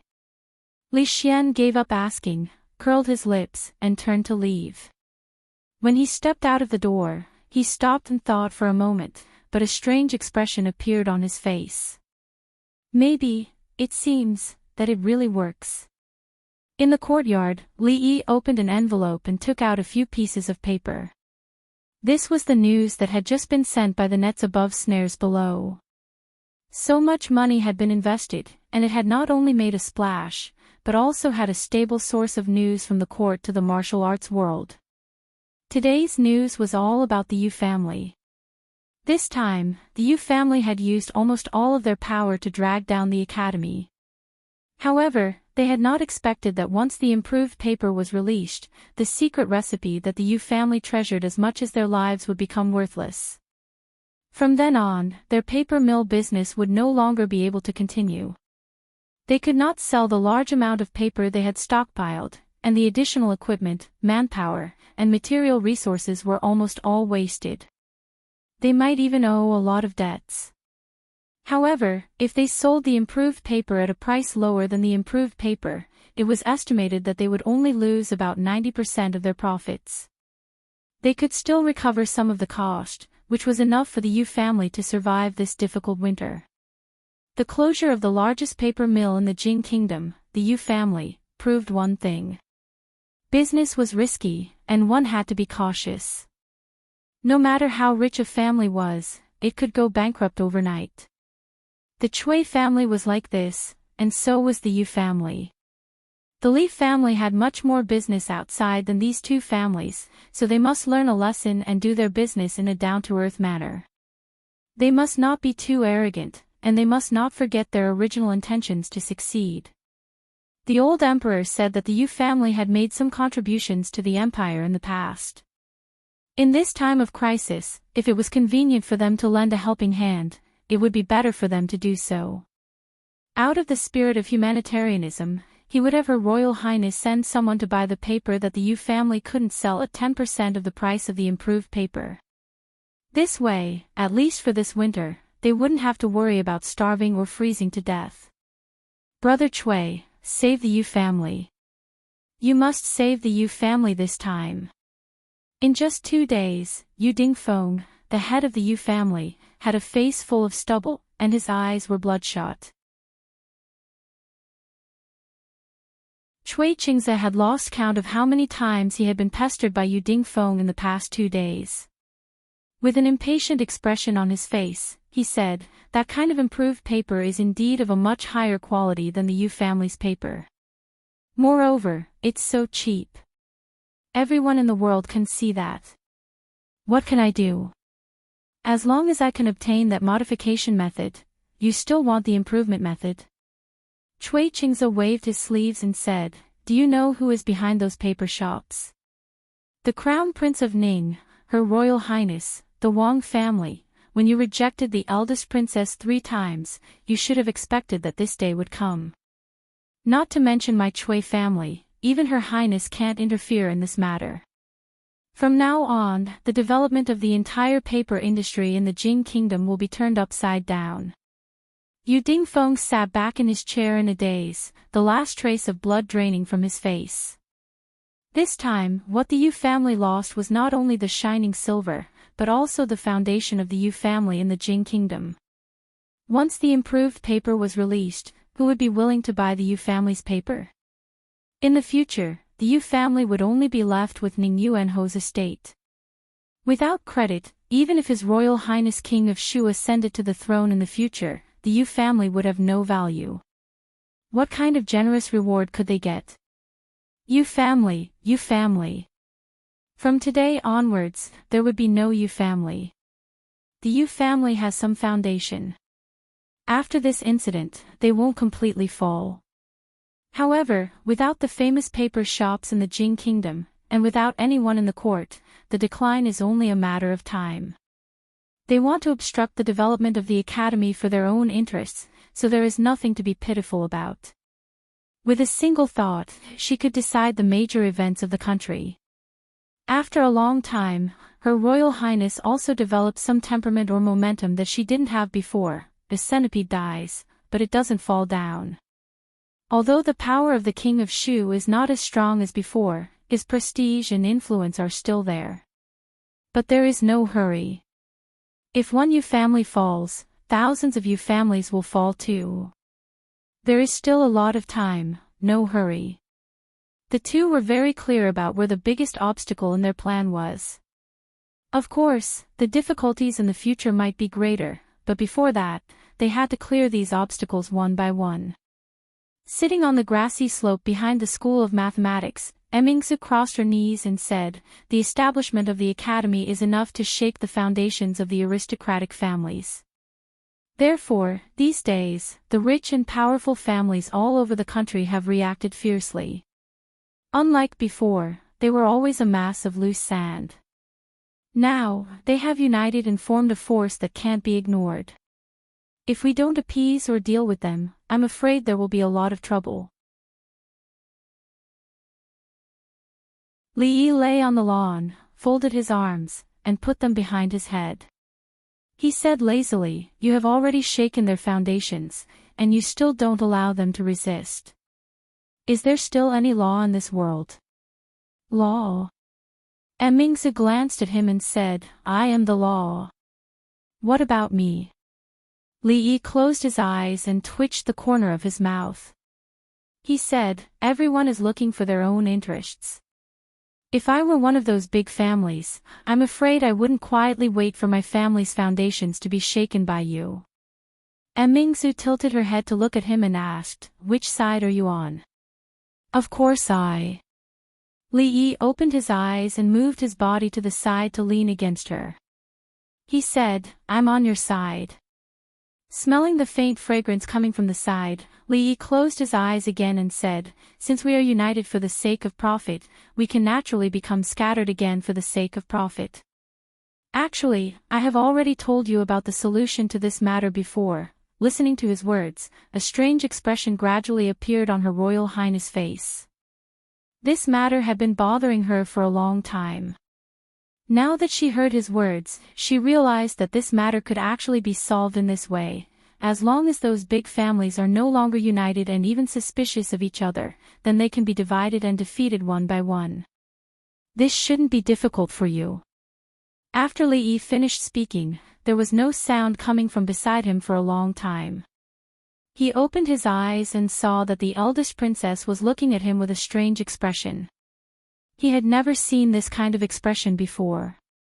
He looked at her with a bit of vigilance and asked, "What are you thinking about?" They have discussed this matter for many days and still haven't come up with a solution. Her Royal Highness looked at him and said, "I'm thinking, if you stay in the palace in the future and give me advice, won't I be able to save a lot of trouble?" Li Yi shook his head and said, "External officials can't stay in the palace for a long time. You'd better not think about it."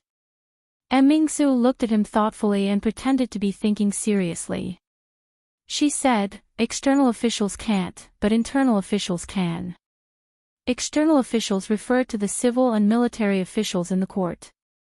Internal officials naturally refer to the officials in the palace, such as the eunuchs who passed edicts and the eunuchs who lived in the palace. Wife? Li Yi suddenly climbed up from the grass and turned pale with fright. You want to make me empress? You're tuning into the LoveLore Library YouTube channel. We're so grateful for your support, and don't forget to subscribe to join us on this incredible journey through captivating stories. Your generosity through donations truly makes a world of difference, as it's the primary source of revenue that allows me to expand and enhance this channel for you. Thank you from the bottom of my heart for being a part of this adventure.